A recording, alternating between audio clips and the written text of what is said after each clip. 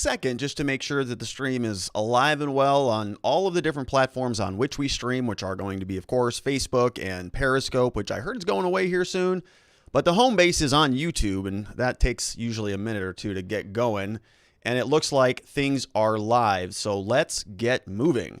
Hello, my friends, and welcome back to yet another episode of Watching the Watchers Live. My name is Robert Gruler. I am a criminal defense attorney here at the R&R Law Group in the always beautiful, sunny Scottsdale, Arizona, where my team and I, over the course of many years, have represented thousands of good people facing criminal charges. We help them navigate through the criminal justice system, and over our time in practice, we have seen a lot of misconduct involving that very same justice system. I'm talking about misconduct involving the police. We have prosecutors behaving poorly. We have judges not particularly interested in a thing called justice. And it all starts with the politicians, the ones on the top, the ones who write the rules and pass the laws that they expect you and I to follow, but sometimes have a little bit of difficulty doing so themselves. And so that's why we started this program called Watching the Watchers, so that together we can shine the big, beautiful spotlight of accountability and transparency back down upon that very system, which is why we're so grateful that you are here and with us today. We have a lot to get into.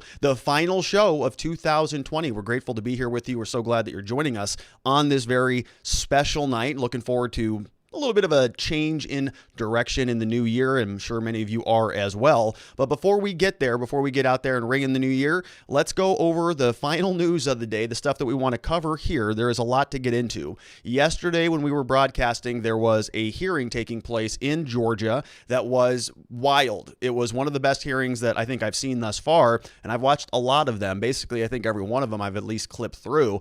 And there was some very interesting stuff that took place in Georgia yesterday. We're going to tell you about this guy named Johan Pulitzer, who just was essentially breathtaking. I mean, it was very compelling testimony that took place in Georgia. I want to detail exactly what he was talking about. Now, the hearing was about, I think, 5 hours long. They took a couple breaks in there, so we're going to whittle this down to just the finer points. Some other individuals and some other pertinent things I think are relevant to talk about that took place out of Georgia. Now, Lin Wood has also been ruffling some feathers out there. On Twitter, he was trending this morning and into the afternoon for some of his comments about Chief Justice John Roberts and for some other very interesting allegations. So we want to talk about that, but we also need to talk about his new lawsuit or his new petition. He filed a yet another petition in front of the United States Supreme Court seeking to halt the Georgia election that's going to take place, the special election that's supposed to be occurring on January 5th, which is the day before January 6th, which is the day that the electors in the House of Representatives count the votes. And so we want to break down what's in that document. So I have a copy of that. We'll run through some of it. A lot of it's going to be familiar to you if you're a regular of the program. A lot of the same types of claims and allegations, but with a little bit of a different spin on them, saying that now because we know this happened in the 2020 election, we're concerned that this is going to happen in the special election and so on. So we'll get into that. And then a new update from a different senator. So yesterday we were talking about Josh Hawley, who came out and said he's going to be objecting when they do count the votes on January 6th. Well, we fast forward to today, and Josh Hawley's sort of arch nemesis just revealed who he is, and he goes by the name of Senator Ben Sasse out of Nebraska. And he wrote a very long Facebook post today, which I thought was actually pretty compelling. You know, this is sort of something that is worth analyzing to see what some of the other arguments are in this whole election ordeal. And so we want to break that down. It is a long article, so we'll sort of fly through it, but we've got that for the end of the program. And other than that, my friends, we'll be around for the live chat after we get through some of the content. If you're not a regular of the program, the way that we do this is I'll go through some information, have a little bit of a presentation for you, and then we'll do the live chat at the end of the broadcast. A copy of all of the slides will be available for you in our Discord server, so you can head on over there. Discord is a place where we chat before or after the show, and the slides will be available there. You can also get a copy of my book in there as well. There's a free PDF floating around if you want to take a look. Any questions or any super chats that come in during the broadcast, feel free to send those in. Miss Faith is clipping those, and I will address those at the end of the program. Final reminder, if you're not a regular of the broadcast, now's a good time to subscribe. We go live at this time every day of the week. Will be live tomorrow, the first day of 2021. We want you to be here and join us for that. So hit that subscribe button, give us a thumbs up if you don't mind, because YouTube sort of keeps us in this bubble of containment, because we keep talking about the election, and a like, a thumbs up, a share, sending it to your friends or your family would, of course, be helpful. All right, so let's get into the news. Yesterday, we had the Senate Judiciary Committee from the Georgia Senate, the subcommittee on elections. They had their hearing that took place, a big, long hearing,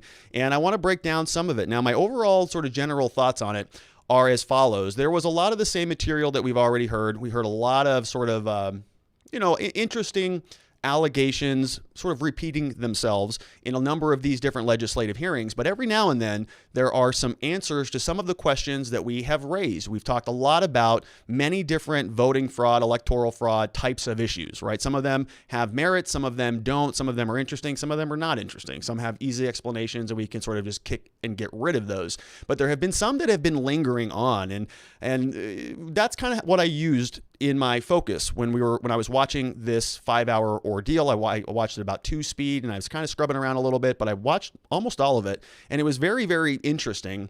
The Cliff Note version is I don't know that there was anything there that totally invalidates the election. There was a lot of speculation still there, a lot of options, a lot of proposed solutions, but generally, there wasn't sort of a home run that said that Georgia has to throw out the election. Now, there was a lot of interesting activity. The Georgia Senate, I think by unanimous vote, said that they want to look into this further. So at least, this was sort of the first domino in the series of looking deeper into certain allegations that we have seen floating around, right? We've talked about this a lot. The idea that anybody's going to go into court and just, file a petition, file a complaint, sue somebody, and the court is just going to overturn the election has never really been a reality. I know that that's kind of what people think. That's what is sexy in the movies. They go in, Your Honor, look at this. And the judge says, oh my goodness, and throws everything out, right? That's not how this stuff works. What we saw, or what I think is probably going to be the most fruitful type of investigation that's taking place in the courts, is sort of analogous to what we saw here in Arizona, where there was a very small audit that revealed some sort of fraud, and then they expanded the audit, and then that found less fraud, and so the judge ended the inquiry there. Now, they're appealing that case, and they're continuing to fight it. They're saying that the audit was of the wrong thing, essentially, that the buckets should have been more divided and so on. But that's what I'm talking about. It's little bites at the apple. It's one domino into the next, into the next, into the next. And so yesterday, the result of this entire hearing wasn't enough, in my opinion, that the entire Georgia election should be thrown out, but it certainly was enough to say to these Senate subcommittee members, we can look into this certainly a lot more intensely, a lot more than we have been doing right now. A lot of the testimony was compelling. Some of it not so compelling. We've got clips from both of those individuals. And once again, just because it was compelling testimony doesn't mean that it conclusively demonstrates that there was electoral fraud, but it conclusively demonstrates that it's worth looking into a little bit harder using some alternative versions of analysis that are proposed. And we're going to go through and explain what those are. But I just wanted to give you the Cliff Notes. If you've already watched the legislative hearing, that's my short and dirty opinion on it. Let's get into some of the witnesses that were presenting themselves yesterday in front of the Georgia Senate Judiciary Committee. So we want to start with this woman. Her name is Cathy Latham, and I found her on Twitter. And clearly, right, she's a very strong Donald Trump supporter. So she's got the Trump hat right there on the top of her Twitter background image. She is the Georgia GOP under 80,000 chair caucus chair, Georgia GOP Executive Committee, Georgia elector for the 2020 Electoral College, Christ follower 2019 to 2020 GA, Georgia Econ Teacher of the Year. And if you plug her name into Google, I think I found her listed as a social studies teacher also out of Georgia. So, that's who we're talking about. That's who we're hearing from a lot of the time. In these legislative hearings, they just throw somebody up there. They say, hey, I'm Cathy Latham, so-and-so, and you don't really realize who it is. So I want to sort of add some meat to the bones on who these people are, so that we can have some context. Now, we're going to hear from Cathy Latham, and one of the interesting parts of her testimony is an issue that we've spoken about previously before that I really didn't hear a good answer on, and it's the idea here that when you go into Georgia, you're using 3 different machines. You're using sort of a poll check-in, you're using a ballot tabulator device, and you're using something else. It's a complicated series of equipment, of machines. And Cathy Latham, if I'm not mistaken, I haven't confirmed this definitively, but she plays a video in which she shows you, and you probably have seen this video if you've been interested or following this stuff. I think we played it on this channel actually previously. But the long and short of it is they're looking at one of these ballot marking devices, and somebody can go in and pick Joe Biden, pick Donald Trump, whatever. If there's an overvote, meaning somebody picks two of those boxes, like if they vote for Joe Biden and they also have a write-in candidate for the presidential line, then that's an overvote. And so that is going to get sort of pulled out of the standard process and go over to a group of people who then can adjudicate that ballot. They'll look at it and they'll say, well, what was the intent of this voter? Because it was done on a ballot marking device, you can't tell, right? The machine marked the ballot.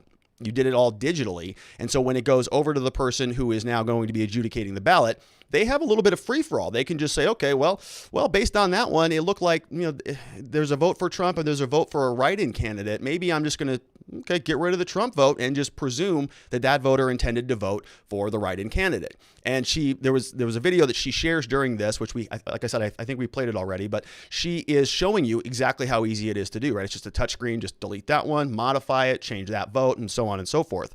And so she was saying that could be done sort of in this process. And then she's also saying that because it's a ballot marking device, what would happen is, you don't actually have a physical ballot, right? In Arizona, I mailed in my ballot. I had a physical document. I, marked it with the Sharpie.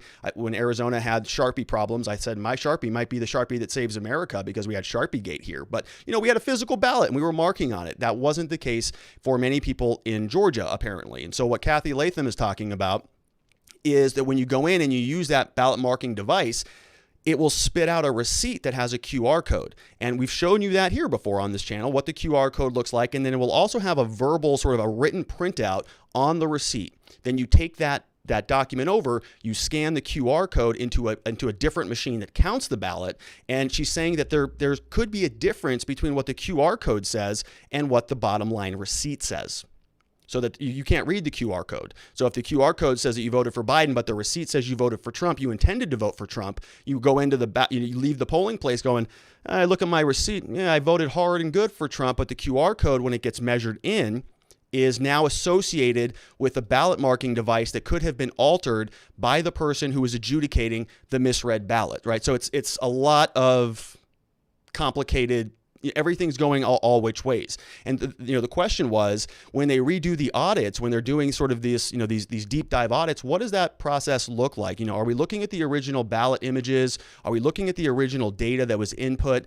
Are people cross-referencing the ballots that went in on the front end with any of the adjudicated ballots? And there's a lot going on here. And so she's presenting what she observed to the Georgia Senate committee. And it's interesting. I think it helps shed some light on that particular issue. So let's chime in. Let's see what Cathy Latham has to say. Here she is now. Sure. What we're talking about. A lot of times ballots have to go through a process where maybe there's an undervote, which means nobody was voted for in a certain category, like maybe nobody voted for president, or they voted for twice, which happened in many of the races, especially in that long primary where there were 21 candidates. You'd be surprised how many people voted for 2 and 3 people. And would that be on the absentee ballot where they're being hand marked? Mm-hmm, yes, sir. And other problems with scanned ballots too. Anything from the ballot marking machine or from the day of voting, that some of those have to be adjudicated because there may be a stray mark on the ballot and it will pull it up as an image, and you can go in and look at it and manipulate that image. And so what happens if there's a double vote or there's no vote? Okay, you should, in a county where everything works right, as in Coffee County, you have a Republican, a Democrat, and a neutral person. And usually your neutral person is a board member, and both people look at the ballot and determine voter intent. Now, on the absentee ballot, very easy to see voter intent because those people actually marked the ballot. You can see what they marked. You can see if they crossed something out. The other ballot, which is the scan ballot with a QR code, it's impossible to see voter intent because you're reading a QR code, and I do not have the ability to know what's inside a QR code. Yeah. And I don't know of anybody who knows what's inside a QR code. Basically, when you vote on a ballot machine and it spits out that paper ballot, it's sort of like autocorrect. Do any of you like your autocorrect on your phone? You're texting something to somebody and you send it, and in the process that you send that text, it autocorrected to another word. How do we know that that's not happening in those ballot marking machines? You can't tell what the voter intended. And if you read your ballot on November, I had to put my... Yeah, so she goes on and she says that she had to put on her bifocal glasses that had the magnifying glass on the bottom so she could see it. And we showed you that receipt at a different time on a different program where we were literally looking at it. I mean, it's very, very small. So unless you're, double checking and looking, you can't confirm that the ballot, the receipt matches your what your input was on the ballot marking device. So this is a little bit, of interesting material, but it's also inconclusive, right? She identified what could be a potential problem. She's talking about here, this is a potential hole. This could be somewhere where there's some interference going on, but, so what? What are we going to do with that information? Right now, there's not sort of an allegation that there's a certain segment of the votes that were subject to this error, that have been exploited in this manner. So this is sort of a, kind of a theme that we've been seeing in a lot of these legislative hearings, where there's a lot of discussion about what a problem is, but how do we connect that to throwing out a number of votes? How do we connect that to overturning an election? It's very difficult to do so unless you can identify a particular bucket of votes that are in that category, that, where they don't match, where somebody went in and marked the ballot marking device one way, the QR code came out a different way, and there's a receipt that shows that it matches the voter's intent. We haven't seen that actually presented yet. So we have one more clip from Cathy. Let's see what else she has to say. Henry County, Coffee County? I was part of the entire process. I was on voter review council, so I understand part of this. So, thank you for having that. What was the Henry County? Did it match the machine count in Coffee, or do you know? It was off by, I don't have the exact numbers. I have the printout here, and I can look at it, and I can tell you what that was for Coffee County. Do you want me to look at that? I have it printed. We can talk about it later on. I was just wondering because there was some variance. The big difference came in the recertification when we had to do the recount. We had heard something about that, and that's kind of what I thought you might be talking more about. And I don't understand yes. where the numbers were different, and if the chairman would indulge on the time, we've heard about that, but I'm not sure that I understand it. And I was just wondering. The problem was they could never reduplicate what happened on election night, and every time they ran the numbers, they got a different number. Through the scanner? Yes, sir. How many times did that happen? 5 times. They ran 15,000 ballots 5 times. And you received 5 different numbers each? They sure did. Mr. Chairman, if I can ask another question. I'm upset, and I know Georgians will be upset if it's one off, so I'm not trying to diminish that at all. Do you know what the range was? Anywhere from, at one point, I'm trying to remember, I know that at one point Jorgensen had 100 extra votes. The variance was somewhere around 50, going back and forth. But the problem was they could never duplicate it. They couldn't get the same count twice in a row. Right. And you should be able to, at least but within one vote. And none of those machine counts match the actual hand count later on, or do you know? No, nor election night results. Senator. What? So they tested it 5 times. The numbers don't match 5 times. The numbers also don't match the election night results or the hand recount results. I mean, how is that possible? And what do you do when you have that type of a situation? You just pick one of the numbers that looks best to you? I mean, how do you certify an election when you try to reproduce what you already have? We're not talking about random variables. They shouldn't still be collecting ballots. There shouldn't be ballots coming in. There shouldn't be ballots leaving. It should be a hard number. We have the bucket. We have the defined universe of what the votes look like. She says we ran them through a number of different times, 15,000 ballots 5 times, and it spit out 5 different numbers. How is that possible? Well, it might be possible because of what Johan is going to tell us about. Jovan, not Johan, is going to tell us here next. But this is it's kind of ridiculous, right? And I understand having margins of error, and I get that, but you have a hand recount in addition to what you got on election night, plus the reset of the ballots going through 5 different times. You'd expect that you would have some consistency in the numbers. The closest thing that I could think of that relates to criminal law is, like, let's say, for example, you're getting a DUI, right? What happens is they will draw your blood. They'll put it through a machine called the gas chromatography machine. The machine will give them a number. They'll tell you what that number is, right? There's the blood alcohol content in you. Your body particularly was, 0.15, whatever it is. The way that they can tell you that is at least, somewhat certain it's within a margin of error is because they run tests through it. They run a quantity that they know through the machine. They say that we know this sample is a 0.20 or a 0.15 or a 0.08, whatever it is. And they run those through the machine. The machine gives them an expected number, and they can verify, right? They know that we've calculated what's in this vial independently. We put it through the machine matches what we know, and we can say that it's within a certain margin of error. There's still a lot of ways to, attack that: accuracy, precision, all sorts of stuff. But the issue, the point here is that, you have you kind of know it's input output. You know what's going in, you know what's coming out. Here, they know what's going in, presumably because they counted the ballots. When they run it through the machine gives them a different number. So that's a problem. In a DUI case, what happens if you put a vial that you know what the value is and the machine gives you a wrong number? You take that machine out of service. Literally, you say you can't use it anymore. It's called a root cause analysis. You have to pull it out of service. You have to go back to the manufacturer. We don't have to do this. The government does. And, they have to go figure out what the hell went wrong with it. Because now you have the potential possibility of invalidating a ton of DUI cases, right? And that's in criminal law. And I think the standard should at least be analogous when we're talking about elections, right? We're not winging this stuff. Especially in Georgia, where the margin is not by hundreds of thousands of votes. Every single one of those things matters, and they can't have reproducible results. They know what the inputs are. The outputs are not matching the inputs, according to Cathy Latham. So troubling, to say the least. Let's go on. Another interesting witness is this fellow by the name of Jovan Pulitzer. And ladies and gentlemen, if you are not following this guy and you missed his testimony, it was the most interesting testimony I've seen this entire election cycle. The guy was extremely compelling. He was articulate. He was using good analogies. He was extremely persuasive. I mean, everything he was talking, he was hilarious. I mean, he was ripping on some of these individuals sort of in their face, but kind of underhandedly. I mean, it was compelling. I was watching this late last night and I was just, I couldn't get enough of the guy. It was really, really captivating stuff. He would have been a very good trial lawyer, or he would be actually a very good defense witness or any type of expert witness in court, because he's that captivating. You get a lot of expert witnesses who come into court and they just, they're academics who've been sort of studying for 25 years and they're just very dry and bland, and they talk over the head of the jury. This guy was not that at all. He knew what his audience was. He knew that this guy had enough bandwidth mentally to talk about all sorts of frauds and patents and all this stuff in a way that the senators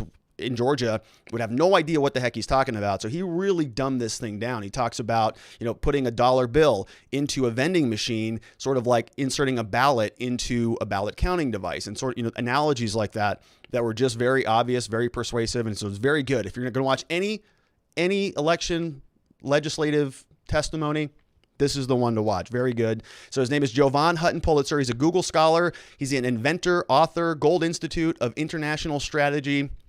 JovanHuttonPulitzer.org. Check him out at Jovan H. Pulitzer. So let's give you a little bit of background on this guy. So this is from, his testimony was long.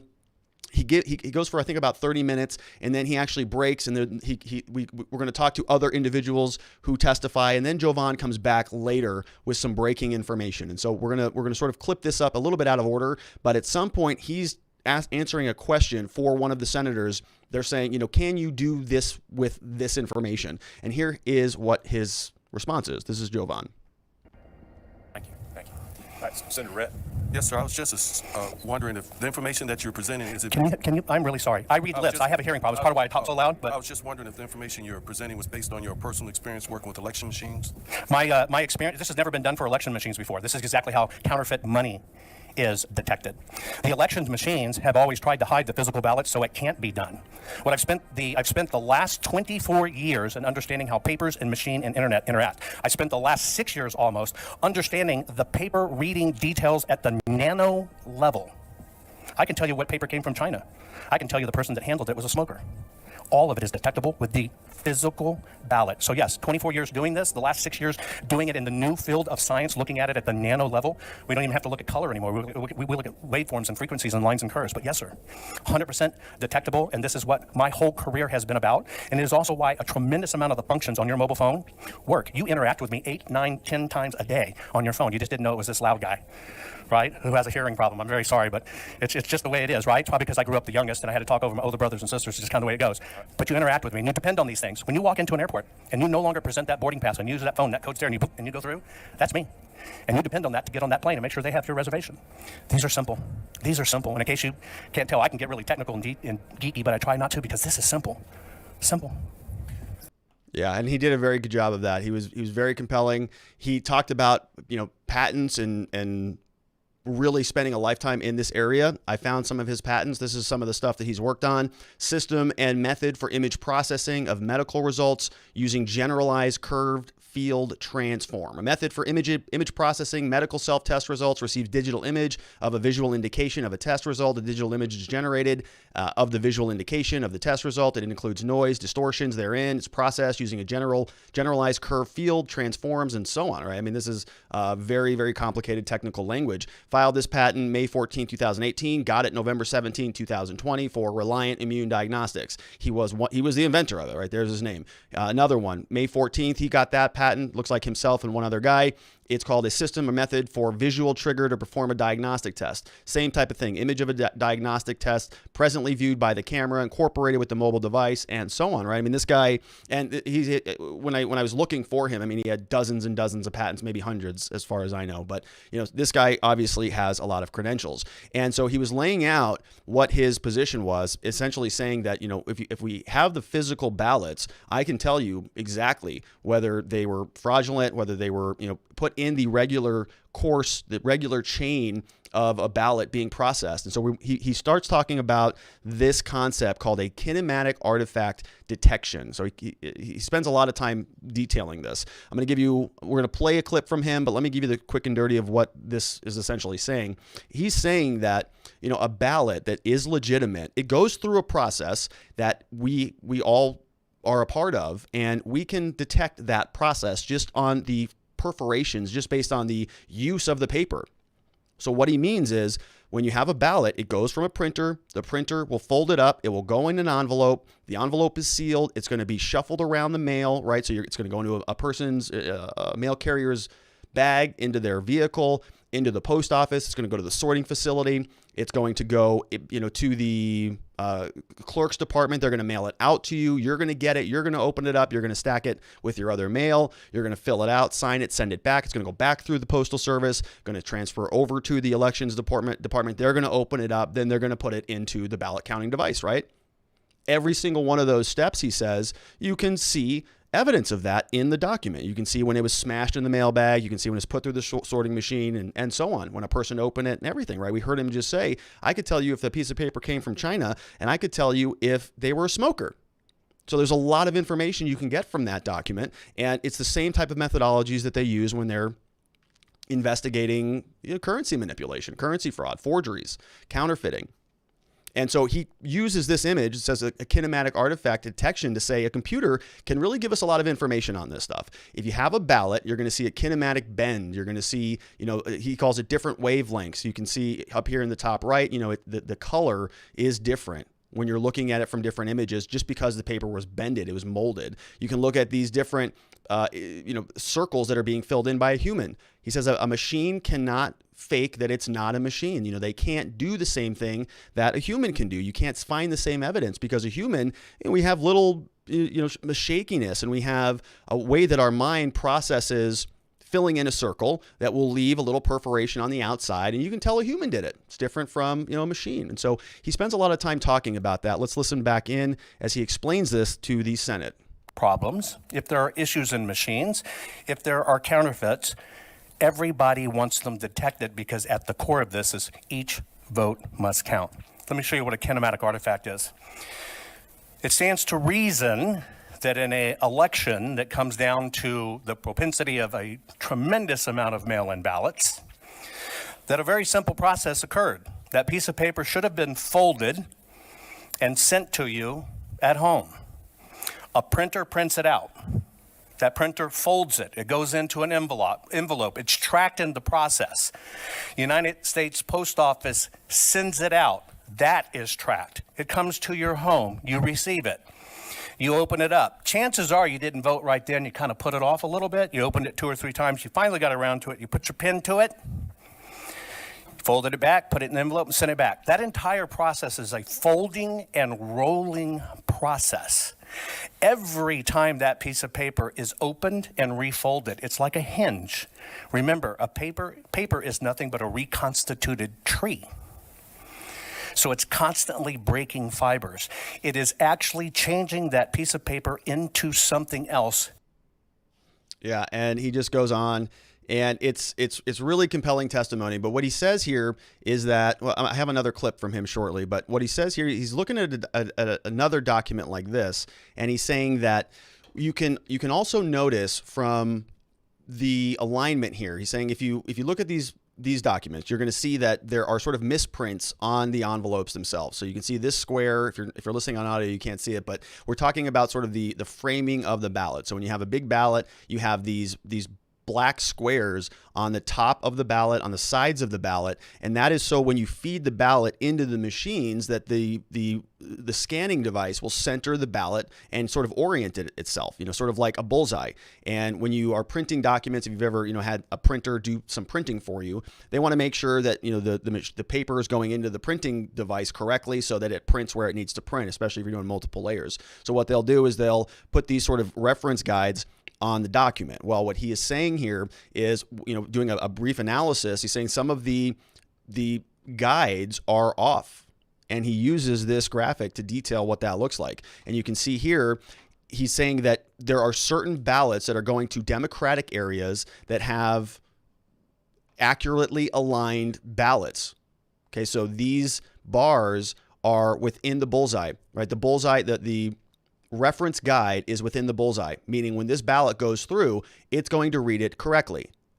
If you put the bullseye on the target, you're going to hit the target. If you put the bullseye off the target, let's say it's not reading the right circles. Let's say that this is off by 1/2 of an inch and it's looking in Donald Trump's bubble, but it thinks it's looking at Donald Trump's bubble. It doesn't see anything in there because the guide is off.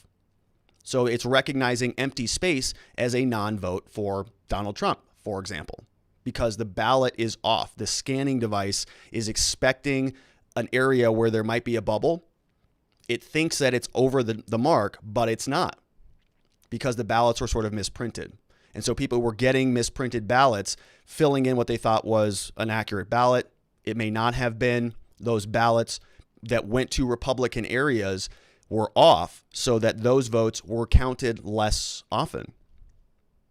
He goes on, he's talking more about these kinematic artifacts. Let's listen in. Counterfeit. If we were able to get our hands on those. Senator Beach, can you speak into the microphone so people can hear you?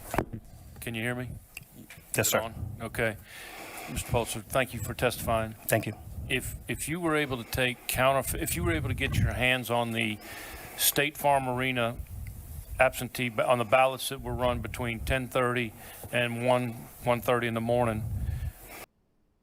Why did that not play? Counterfeit. If we were able to get our hands on those. Senator Beach, can you speak into the microphone so people can hear you? Can you hear me? Yes, sir. Okay. Mr. Pulitzer, thank you for testifying. Thank you. If you were able to if you were able to get your hands on the State Farm Arena absentee on the ballots that were run between 10:30 and 1:30 in the morning, would you be able to tell if they were folded, and would you be able to tell if they were counterfeit? We would be able to tell if they were folded, if they were counterfeit, whether they were filled out by a human hand, whether they were printed by a machine, whether they were batch fed continually over and over. We can detect every bit of that. Thank you. Certainly. And so coming here last night, I drove in. The driver from Uber, his fellow name was Christopher. He was Nigerian. Yeah, so he goes off into a little bit of a story. So, a lot of his testimony was very compelling because it was detailing, how obvious this stuff would be. At some point, he goes through and he says, listen, we can do all of this for you in a matter of hours. We can look at 500,000 ballots. We can take all of these images. So presumably in Georgia, anything that was mailed in, all of the physical ballots, he's saying if you have the images of those that were scanned at 300 DPI, very easy. All we can do is we can just run some AI algorithms. We can sort of do this kinematic artifact analysis on it. We can tell you whether these ballots were legitimate or not. So very easy. Happy to do it for free. All we just need to do is get your permission to do it. We need the artifacts. We need the images. We need to, see what was done on paper, because they'll be able to tell whether something was folded, whether something was printed in by a machine, and they can do that analysis very quickly and very easily. So I would encourage you to go watch his full testimony. It wasn't one of those, he wasn't coming in with evidence of fraud. He was saying, we can tell though. Right? He didn't have access to go review a lot of the data, but he was showing you how easily, this thing could have been manipulated, and largely because of some of the misprinting that was taking place on the ballots that were going to certain areas. The more accurate ballots that were closer on the bullseye were going to the Democratic areas. The ones that had the bullseye off mark were going to the Republican areas. right? According to his testimony. So, it's one of those things where all the people, all the members of the Senate Judiciary Committee were sort of just going, what just happened? Right. And there's even one guy, if you watch the hearing, he says, well, listen, I used to be a mechanical engineer, by the way. I kind of know how this stuff works. And then he just takes that and he just has a field day with it. So it's very fun. He was very compelling, not clear evidence of fraud, but certainly evidence of a potential for fraud that I think warrants further investigation. And we're going to see what the Senate committee here did about this. So I have the conclusion of the testimony that we heard from yesterday, or what the Senate's going to do as a result of that. So let's switch over to a couple different testimony witnesses. We had this guy, Garland Favorito is his name. Let's see. It's this guy right here, Garland Favorito. And he's somebody who's been, sort of big in Georgia politics for some period of time. He was testifying after Jovan testified, and you can tell he was kind of a little bit irritated. It's like that. It's like when you're in middle school and you have to give a speech, and the star of the class unfortunately goes right before you, and you got to follow that guy. You're like, darn it, this stinks, right? And you're kind of deflated. This kind of what this guy felt like. He got up after Jovan's testimony and was like, all right, well, he had a very nice PowerPoint, though. He went through a lot of interesting things. The one thing I wanted to highlight from his testimony was this one slide. So remember, we spent a lot of time talking about the Staples Center ballots being counted. Remember, there was a video of an individual in Staples Center who was counting ballots multiple times, or what looked like to be that, right? We didn't really get a good explanation. I think she lawyered up and don't really know what happened there. There is also the claim that a lot of these ballots were being kept in suitcases that were being hauled out from under the table after everybody had already been ordered to leave. All of the observers had been told to leave the room. So then they were carting out these ballots literally after the room was emptied, and then counting them. And the response was, well, no, we didn't ask them to leave. They just left on their own. Okay, we can't control when people want to go home for the night. And so they were sort of poo-pooing liability as a result of that excuse, in my mind. So he comes out and he has this slide where he's debunking the debunkers, according to him. So he says, did the monitors decide to leave on their own? Video shows they cease the scanning announcement. So there was an announcement, 2 affidavits from monitors confirming the announcement. The scanning appears to stop before the monitors left. So it looks like they stopped, then they left, then they returned. The monitors came back after the fact, right? As soon as they knew that they were still counting, the monitors came right back. So why would they come back if they thought that they were done for the night? Or why would they leave in the first place? His next point is this normal ballot processing? He said, no, the table was skirted to hide the ballots. He said the ballots were not processed from the wall as normal. Okay, apparently there are procedures for some of this stuff. Ballots were already removed from the envelopes, which, to be fair, there may have been a reason for that, right? This could have been a process thing where one group of people open the ballots, the other group of people count the ballots. And so, just because they were opened or already removed from the envelopes doesn't necessarily, in my mind, make that fraudulent. He says the ballots were scanned onto memory cards after the monitors left. The curvature of the room obstructed the monitor view of the skirted tables. Multiple scanners continually rescanned the same stack of ballots.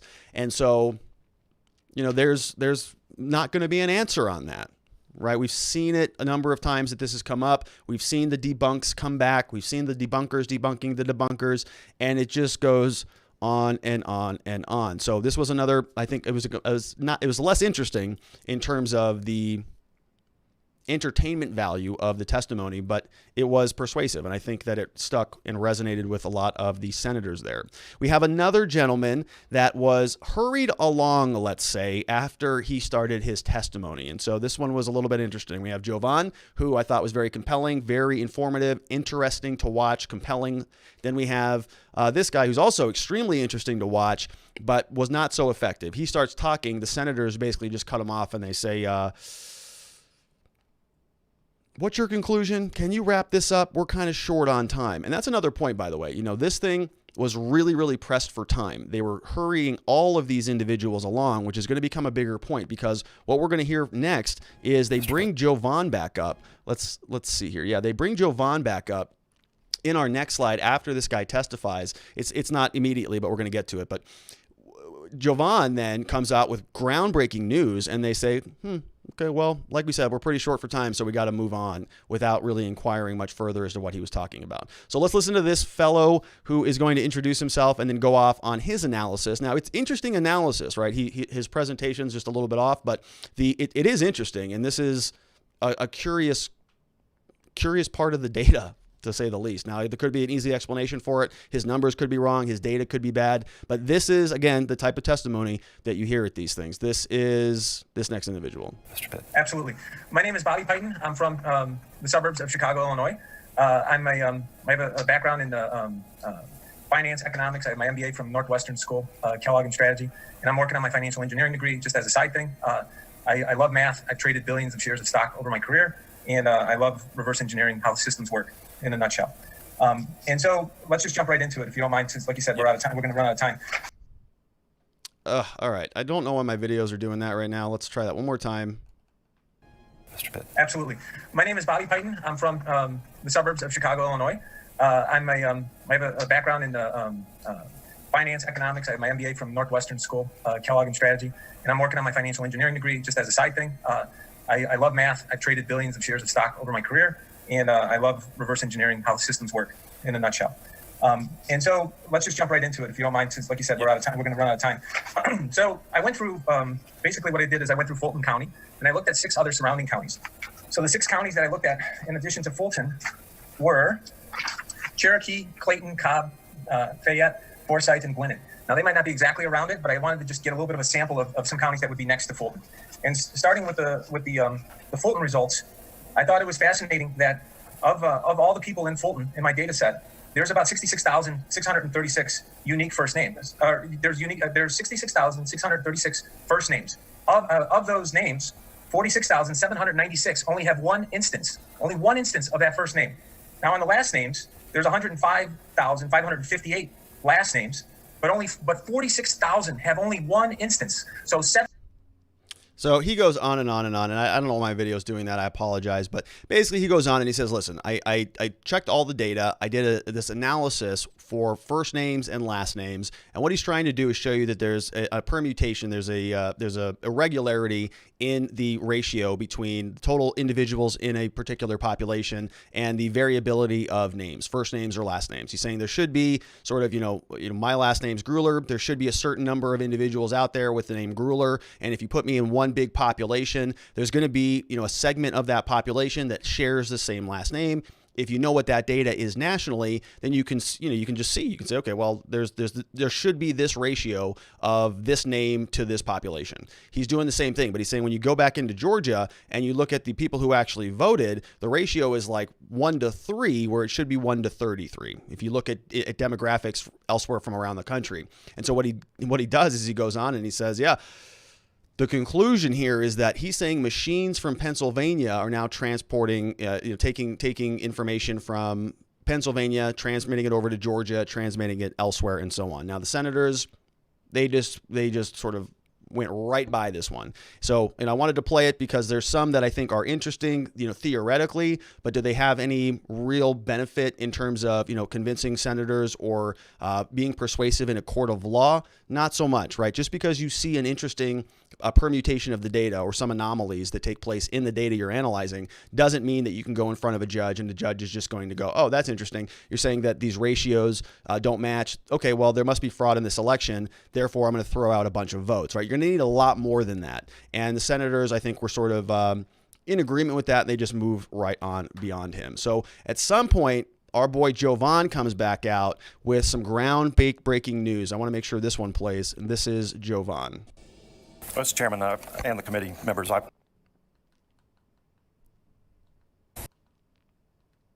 right, one more time. Mr. Chairman and the committee members, I respectfully request that you afford just a couple minutes to Johan Pulitzer. He's just informed me of some very serious new evidence that he's just obtained from a Fulton County voting polling place within the last hour, and I think this committee needs to hear this. Okay, can you do it just a couple minutes, 2 minutes?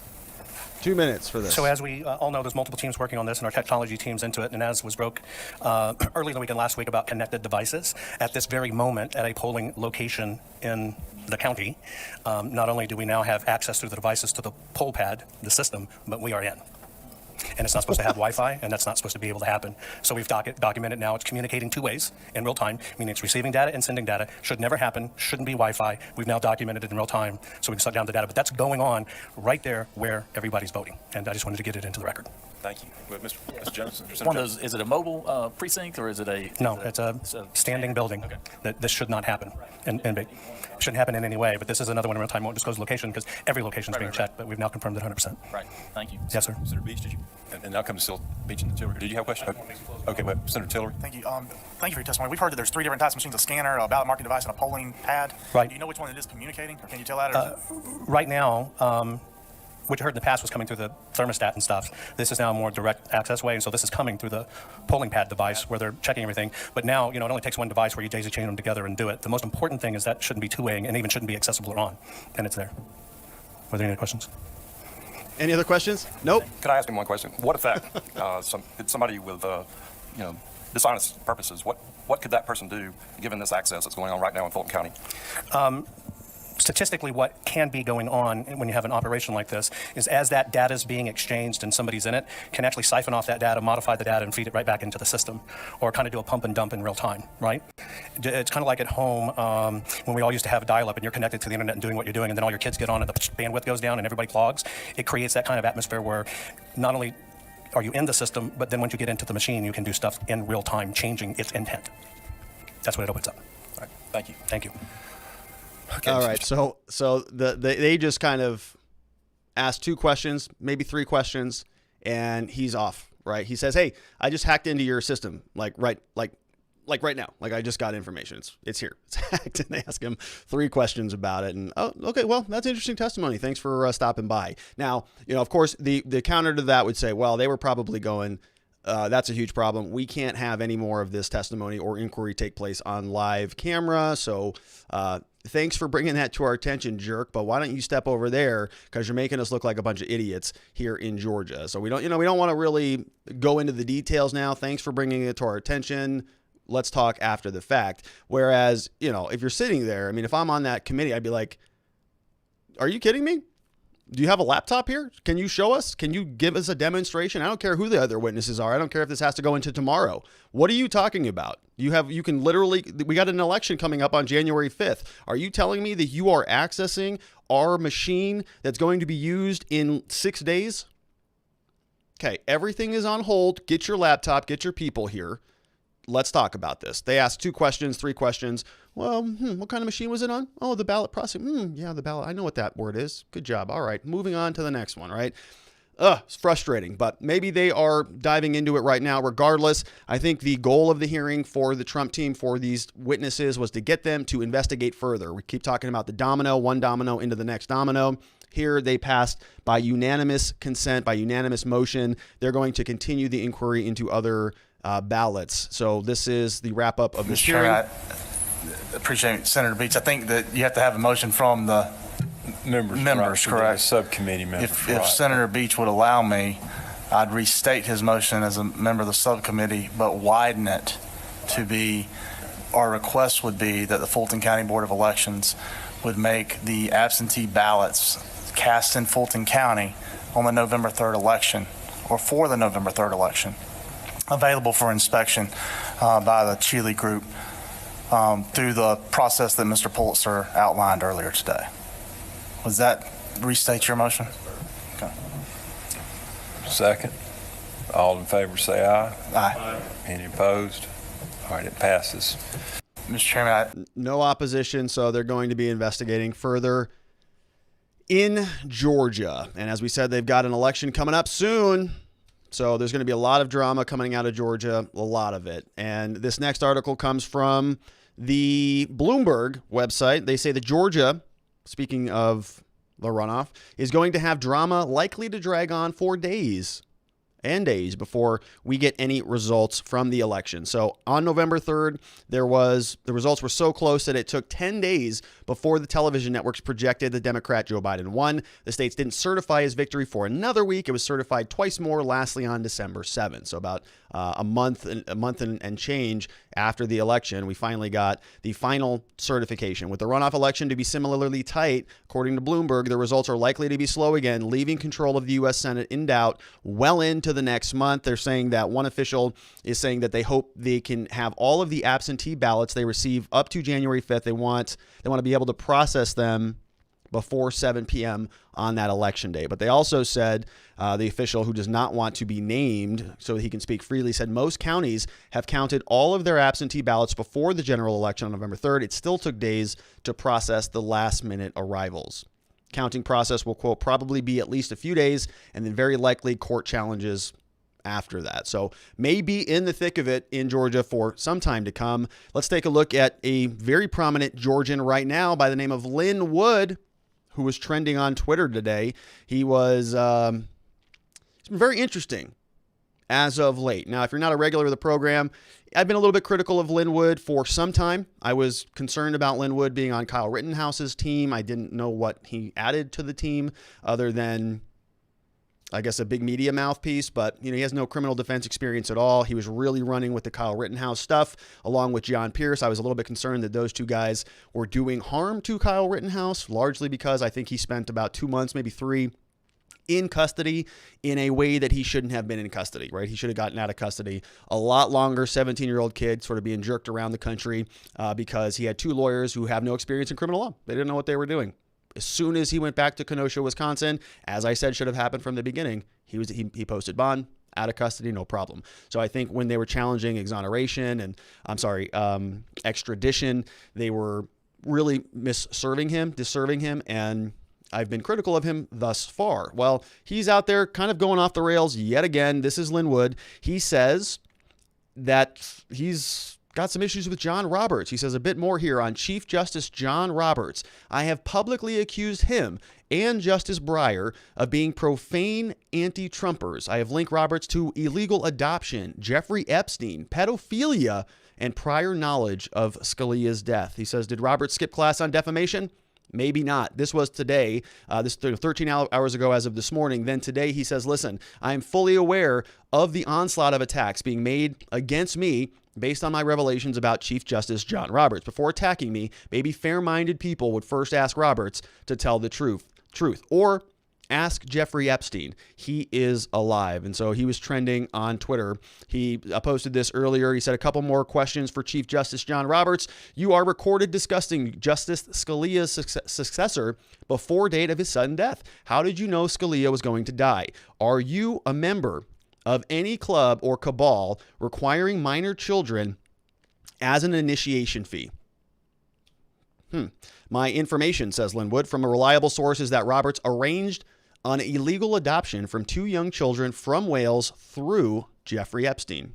I think we can all agree that Epstein knows pedophilia. If only Jeffrey Epstein was still alive, wouldn't that be something? And then, of course, he posted that he was still alive. Then Lin Wood files a lawsuit, files an emergency petition for a writ of mandamus with the Supreme Court. I will never give up truth, he says, until truth prevails and justice is achieved. Neither will Trump, Flynn, Powell, Carlos Silva, many other patriots. This is his motion that was filed with SCOTUS tonight. So that must have been late last night as I was clipping some of this stuff this morning. So we have a copy of the document, the petition itself. This is a bizarre thing. I don't really know what to make of the Lin Wood stuff. Some of his legal work is, interesting. His public persona, I think, is certainly troubling. It's one of those things where I don't want to be mean to the guy, but it's bizarre, right? It's sort of off the rails in many ways to accuse the Chief Justice of the United States of pedophilia and trafficking in adopted children and so on. It's a little bit strange, right? Not something that you would be used to seeing. When I was starting this channel, I was concerned that maybe some of the things I talk about might be a little bit provocative. Maybe I'm going to be sharing some opinions. Maybe I'll be aggressive with certain things. Maybe I'm a little bit concerned about, people taking my language and using it out of context and so on. I don't think I have much to worry about anymore. Lin Wood has really kind of captured the universe of wild things to say, at least as it relates to legal commentary, by accusing the chief judge of what he's accusing him of. Now, this is Lin Wood's document. This is his motion, his emergency petition for extraordinary writ of mandamus. We are going to go through with it, but I want to just lay some groundwork on this thing. If you are going to be filing a motion with a court and you need the judge on that court to do something to suit you, to benefit your case, not a good practice tip, not a good thing to do, a little pointer here. Don't call the judge a pedophile. Don't say he's a rapist. Don't ask him if he's a member with some sort of cabal that is trafficking in children. Not going to serve you well when you need that judge to support your claim. Just a little bit of an inside tip, right? That'd be like going to your doctor and saying, hey, doctor, I need you to cure me. You're the only person who can help me with this. You have the expertise. You have the power to save my life. Nobody else is listening to me. So as soon as you're done raping children in your office, can you come out and help me, please? And I need you to expedite it, by the way. So pick up the pace because I got a deadline. So get off the Epstein plane. Stop traveling around from Wales buying children. Come help me with my legal case. Probably not going to work out for Lin Wood. Probably not going to be something that he's successful on for that reason and many others. Let's dive into it. So as I said, filed in front of the Supreme Court, it is a petition for a writ of mandamus, which means he's asking the court to do something, right, to issue an order to mandate something that happens. And it's him suing a lot of different individuals in the state of Georgia. Brad Raffensperger, Rebecca Sullivan, David Worley, all these different people. Georgia State Election Board. We have the vice chair of the Georgia State Election Board, the official secretary of state for the state of Georgia, and so on. Let's break down what he is talking about here. He says, petitioner respectfully requests an immediate emergency writ of injunction to order the respondents. So this would be the state of Georgia, secretary of state, all of the election people. He wants them to halt the January 5th, 2021 senatorial runoff election until such time as respondents, which means the government, agrees to comply with the Georgia legislature's prescribed election procedures. The district court, he says, without a hearing, summarily denied the petitioner's complaint and their temporary restraining order motion. The court's rationale rested on the erroneous and perfunctory conclusion that the petitioner lacks standing to bring any of the claims. So what does that all mean? Well, of course, he wants the January 5th election to be halted. No election. He says the election should be run according to what the legislature prescribed. The legislature has the ability to conduct their own elections because of this settlement agreement that we've talked about many times. Remember, in Georgia, what happened was the Democrats ended up suing Brad Raffensperger, the Secretary of State out of Georgia, in order to move the election rules around, to change the election rules. They weren't happy with the way that they were being interpreted in Georgia. They sued Brad Raffensperger. Brad Raffensperger, apparently with some consultation with Republicans, entered into a settlement agreement that said, okay, fine, listen, this is what the law says, but this is how we're going to implement the laws. Are you happy with this, both sides? So they had a settlement agreement on what the election rules were going to be. That went into effect. What Lin Wood is saying here is those rules, the way that Georgia is running their elections, is out of alignment with the rules that were passed by the legislature. The legislature has the ability to control the elections. What they're doing now, the process in Georgia, is off. It doesn't match those rules. Because it's in violation of what the legislature wants, it's unconstitutional. Because the executive branch, the Secretary of State, doesn't have the ability to run the elections any way they deem fit. So here he's saying that they tried to go through the lower level courts. They went into the district court. They filed a temporary restraining order. They were trying to get something done. And the lower level court didn't hear their case, didn't hear their claims, said you don't have standing to bring the claims. And we've already talked about this many times. We've explained, standing is one of these things where courts just find a reason to not hear the case. Standing, ripeness, mootness, latches, many of these have been procedural hurdles that the different parties bringing these lawsuits have not been able to overcome. And he's going to address the standing argument here, which I want to get into. Before we do, he has a nice synopsis in his motion where he says that he's kind of summarizing all of the different problems in Georgia. And this was a nice summary. Let's take a look. It says, now tens of millions have seen how this turnaround was achieved in Georgia. Election observers were told to leave the State Farm Arena in Fulton County on the pretext that counting was finished for the night. Election workers resumed scanning when no one, except security cameras, was watching, a clear violation of the public view requirement of the Georgia statutes. There are dozens of eyewitnesses, whistleblowers who have testified to illegal conduct by the election workers, Dominion voting systems, employees, contractors, as well as other conduct indicative of fraud, such as USB sticks discovered with thousands of missing votes, vote switching uncovered after manual recounts. This is 2020. What is casually dismissed as a, quote, conspiracy theory one day proves to be conspiracy fact next. Without this court's intervention, this is the important part. This fraudulent conduct will inevitably repeat itself in January 5th, 2021 runoff election. Okay, so now he's talking about, so think about this just from a procedural sort of posture. Where is the case? We've seen a lot of these cases dismissed for standing. They say that you are not the right party bringing the lawsuit. Okay, Texas was suing Pennsylvania. The Supreme Court said, no, Texas, you don't have a right to bring the lawsuit. You don't have standing to go tell Pennsylvania how to run their cases. We've seen different electors file their lawsuits, and they say, well, no, you really haven't been harmed by this, so you don't have standing to bring the lawsuit. Donald Trump himself is bringing lawsuits, and most of those, I think, are still in play. But we've seen a different rationales for dismissals for other reasons. Latches, right? You brought the lawsuit too late. You should have brought it earlier. Okay, latches is sort of the word of the month because courts are dismissing cases on that basis all over the country. So now Lin Wood is bringing his lawsuit before the election. Okay, so they can't dismiss it on latches. He's saying, look, the other lawsuits you said I should have sued earlier on. I didn't. There's another election coming up. I'm suing now. It hasn't happened yet. So are they going to dismiss it on standing or find some other reason to do it? Because he's suing just like they said. He's following their rules. Suing before the election happens.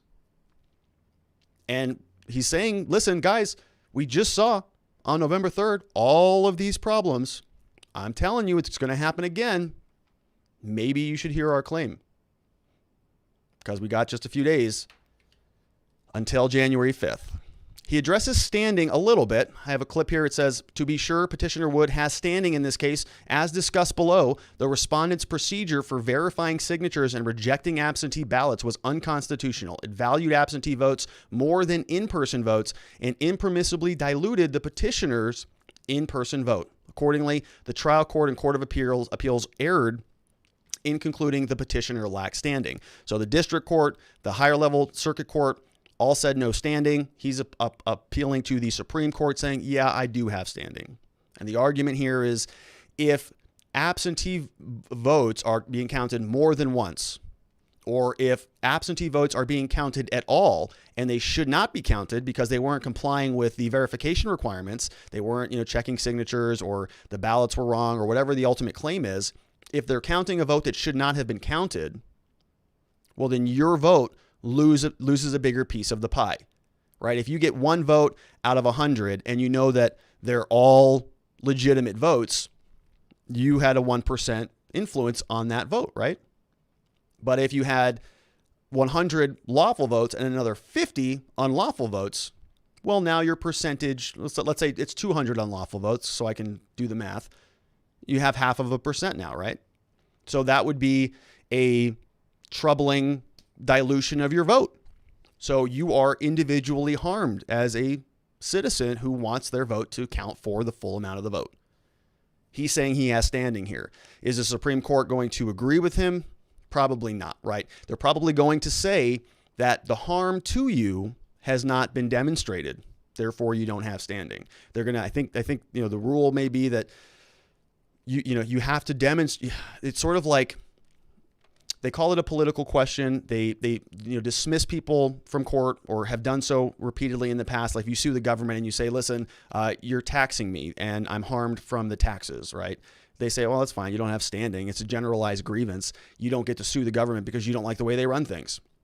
I think they're going to lean into that doctrine and say, okay, well, that may be true. But the consequence of that, the harm, doesn't just mean that you get to go and sort of move the rules around of the election. We'll see if the Supreme Court gives us a different ruling. Back to Lin Wood's argument, he says the procedures for processing and rejecting ballots employed by the respondents during the election constitute a usurpation of the legislature's plenary authority.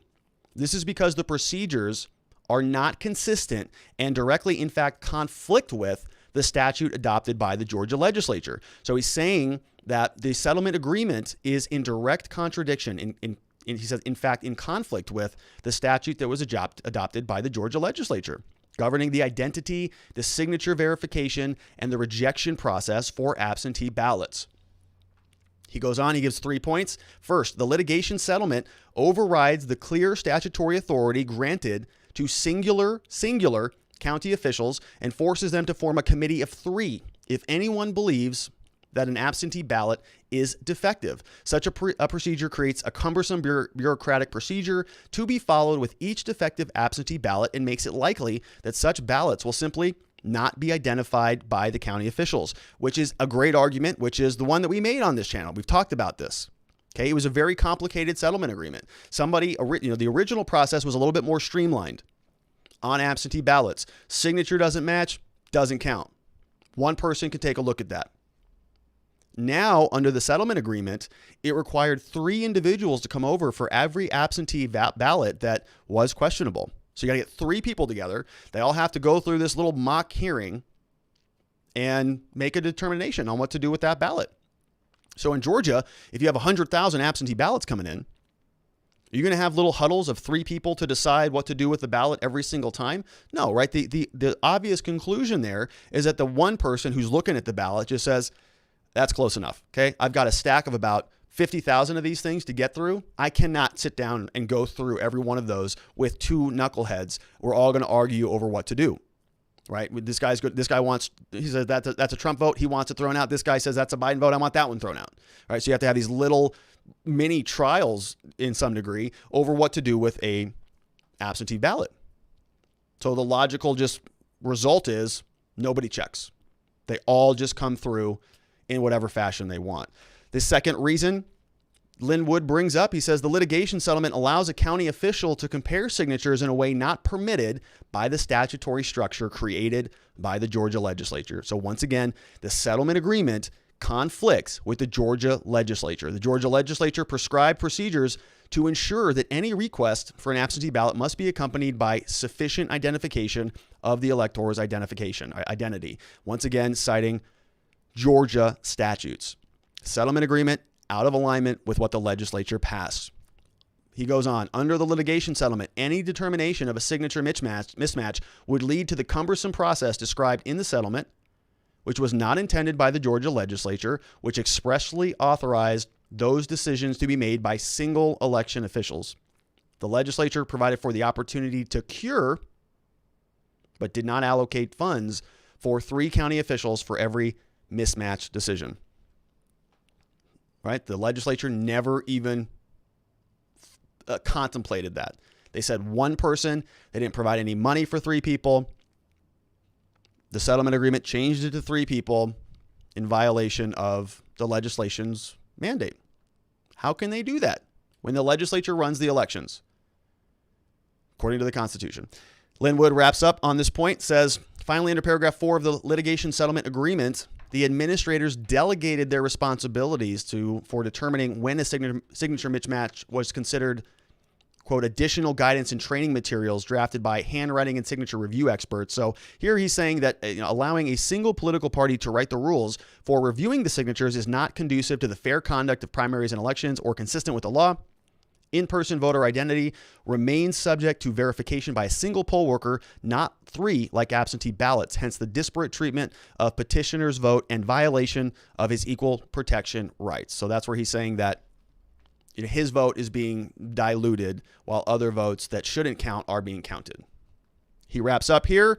He says, wherefore, the petitioner respectfully requests this court grant the emergency petition for extraordinary writ of mandamus to vacate the December 28th judgment of the U.S. District Court for the Northern District of Georgia. That's the court that dismissed his earlier complaint. Petitioner seeks emergency order instructing respondent, so that's the government, to halt the January 5th, 2021 senatorial runoff election until such time as respondents agree to comply with Georgia's legislature's prescribed election procedures.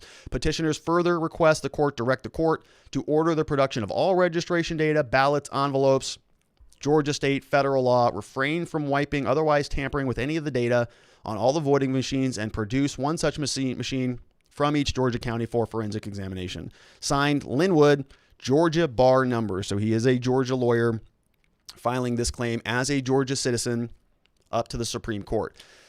So Lin Wood's a little bit of a mystery on that, right? I mean, he's got some good arguments in that document. I think he makes some good points. Same point I've been making here for a long time.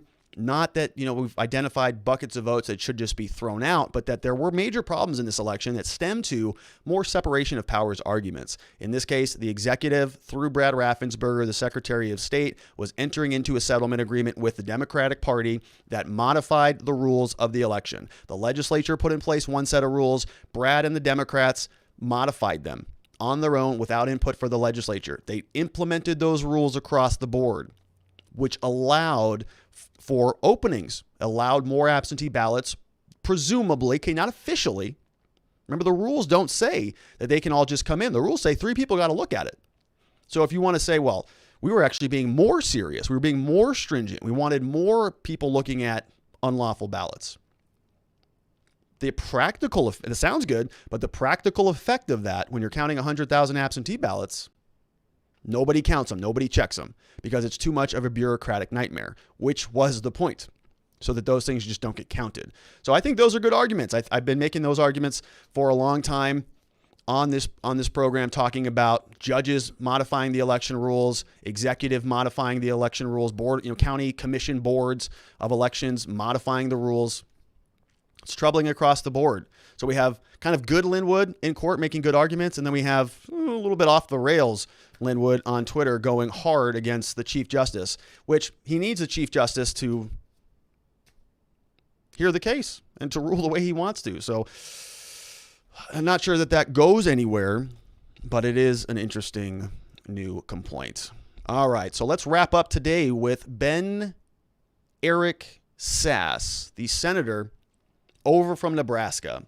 Senator Sasse wrote a big, long article on Facebook. We're going to break it down here quickly before we get into those super chats. And what he's talking about is in direct opposition to what we told you that Josh Hawley was going to do. Josh Hawley from Missouri came out yesterday and said he's going to be objecting to the electoral votes when they are counted on January 6th. So remember, the way this works is the votes are going to be counted. The state certified them, sent them into the Congress, but until Congress counts them and the Vice President of the Senate, Mike Pence, until he reads the votes and then announces who the next president is, the election isn't over. Okay, YouTube has said that it is. A lot of the media has said that it is, but officially, legally, when you read the rules, as we have done here, it's when that announcement is made, that proclamation in court, in that joint session of Congress, that's the final day. So in order for Trump and the Republicans, in order for them to succeed, they gotta win that event, right? They got to go into that joint session and do something that's going to alter the course of the election. The theory has been that they will object to the counting of votes from the problematic states, from Pennsylvania, from Michigan, Georgia, Wisconsin, Arizona, and so on. And Nevada, I think, is in there. If they are objecting to those votes, the goal, the theory, the grand theory is that if they can get the total number of votes under 270, so Biden has, I think, 306 right now. If they can drop him under 270, no candidate has a majority in the Congress, which would trigger a contingent election, which would mean every state gets one vote. Donald Trump has more states. Donald Trump wins. Long and short of it. You need one senator, one representative from each house of Congress to join in on the objection. We know that there are a number, maybe as much as 100 Republicans in the House who are wanting to do that. At least a dozen. That I think I could round that number around about a dozen. They are agreeing to object. The Senate needed at least one senator to go and join them in order for that objection to have any weight. Yesterday, Josh Hawley came out and said, I'm going to object. Much to many of our surprise. I was a little bit shocked by that, quite frankly. And Josh Hawley comes out and says he's going to object. Okay. So now Ben Sasse, who's also a senator, who also just got reelected, by the way, so he's in place for the next 6 years. Doesn't have to worry about being primaried in the next 4. He's solid. He's on solid ground for the next 6 years. He comes out and scolds Josh Hawley. He says, listen, not by name, but we know who he's talking about. And he goes pretty hard against him and Republican colleagues and the people who are questioning some irregularities in the election. I'd put myself in that camp, right? I've been questioning a lot of it for a long time, for about 2 months on this channel. And he is, coming out against that sort of demographic. And so we want to go through that, give some equal time to his response. Now let's learn a little bit about Ben Sasse. If you're not familiar with him, I was not particularly. I've heard of him. I've seen him around a bit. Born 1972, American politician, serving as the junior U.S. Senator from Nebraska since 2015. Member of the Republican Party. He went to Harvard University, St. John's College, doctorate degree in American history from Yale. He went to University of Texas, taught there, U.S. Department of Health and Human Services, named the 15th president, Midland University in Nebraska, successfully ran for the U.S. Senate in 2014, won 65-31, and in 2020, he was reelected for a second term. So he's very safe in the Senate. When you're safe, you get a little bit of leeway to come out there and kind of go against the party.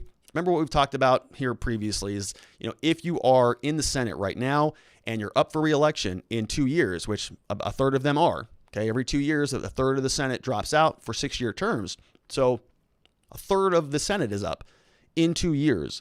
The idea here that one senator is going to object to the votes and join a House representative is problematic for those senators who are up for re-election soon.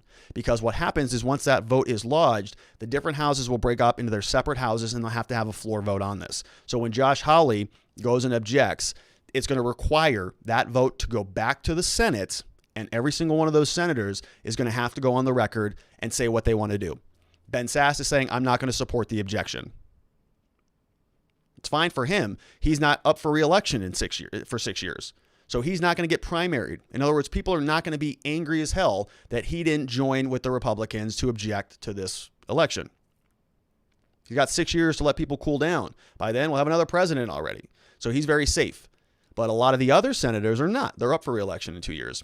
If they're forced to take a stand on this, it could jeopardize them one way or the other. If they vote no in opposition to the GOP, back home, they may get primaried by a new aggressive candidate who has a lot of support from the people who thought they should have objected. Okay, so it may not work out well for them. Conversely, if they do vote yes and support Donald Trump, support sort of reversing course in the election, then they may not get primaried, but during the next general election, when everybody tries to become a little bit more moderate and centralize themselves, they may lose the independents and a lot of the more moderate Republicans. So it's asking them to take a difficult stand and put them in a difficult position. And that's what Ben Sasse is very critical about. So let's dive into his Facebook post. He posted this today. He was sort of making the waves. And I think it was well done. It was well put together. I think he makes some good points. It is, sort of middle of the road-ish, right? If he's running for president in 2024, Josh Hawley has taken up the populist Trump mantle, that part of the GOP. Ben Sasse is going the other way. He's going to take the moderates. He's going to take to the people who just say, enough with this election stuff already. It's done and over with. Okay, sort of the standard, closer to the never Trumpers. Josh Hawley's on the other side of that. So let's take a look at what Ben Sasse has to say. Posted this on Facebook today. Says, what happens on January 6th? In November, he says 160 million Americans voted. December 14th, members of the Electoral College spread across all 50 states and D.C. assembled to cast their votes to confirm the winning candidate. On January 6th, Congress will gather to formally count the votes, bring this process to a close. Some members of the House and Senate are apparently going to object to counting the votes of some states that were won by Joe Biden. Just like the rest of the Senate Republicans, I have been approached by many Nebraskans demanding that I join this project.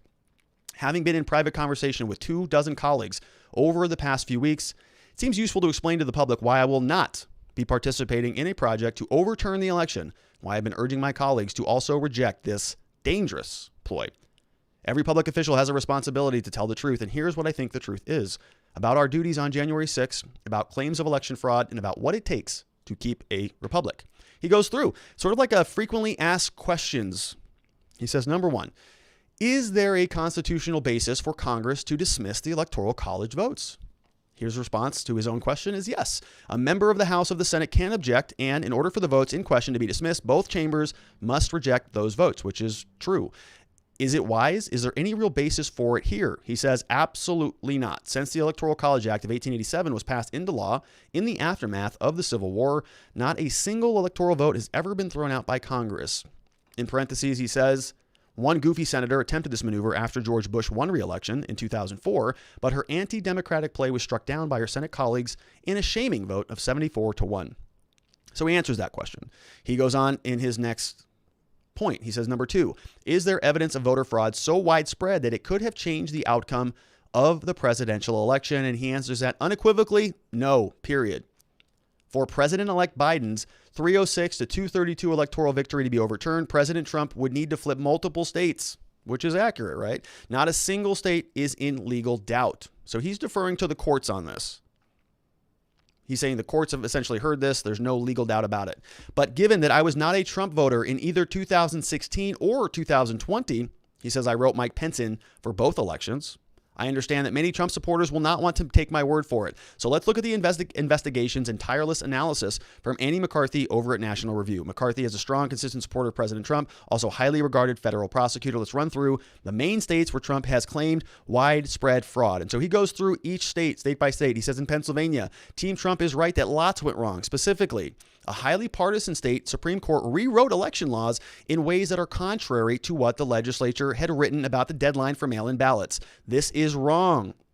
But, he says, Biden won Pennsylvania by 81,000 votes. There were only 10,000 votes that came in after Election Day. Even if every one of those votes were for Biden and thrown out, would not come close to affecting the outcome. He says Stefanos Bibas, a Trump appointee of the Third Circuit Court, ruled against the president's lawsuit to reverse Biden's large victory, writing in devastating fashion, calling an election unfair does not make it so. Charges require specific allegations and then proof. We have neither here. So he's taking the Third Circuit Court ruling as just, they heard everything that was presented. They didn't do anything over it. And I guess that's the end of the line for him. All right. So apparently he's got a problem with Pennsylvania and the separation of powers issue with the Supreme Court modifying what the legislature put in place. He's only talking about the mail-in ballot deadline, it looks like. So just this indication that the votes were counted up until November 6th instead of November 3rd. But there were other changes that took place there, obviously. Let's move on. Michigan, which Biden won by 154,000 votes. He says the Trump team initially claimed generic fraud statewide, almost no particular claims. Court roundly rejected suit after suit. The Trump team then objected to a handful of discrepancies in certain counties, some more reasonable than others. But for the sake of argument, let's again assume that every discrepancy was resolved in the president's favor. It would amount to a few thousand votes, not come anywhere close to changing the results. Arizona, federal judge jettisoned a lawsuit, he says, explaining the allegations that find favor in the public sphere of gossip and innuendo cannot be a substitute for earnest pleadings and procedure in federal court. They most certainly cannot be the basis for upending Arizona's 2020 general election. Nothing presented in court was serious, let alone a basis for overturning an election. In Nevada, there do appear to have been some irregularities, but the numbers appear to have been very small relative to the margin of victory. Again, he's referring to the court cases. In Wisconsin, McCarthy has written, the Wisconsin Supreme Court ruled against the president, suggesting that the recorded margin of victory, about 20,000 votes, was probably slightly smaller, in fact. But even recalculating the votes were generously pro-Trump. He goes into Georgia.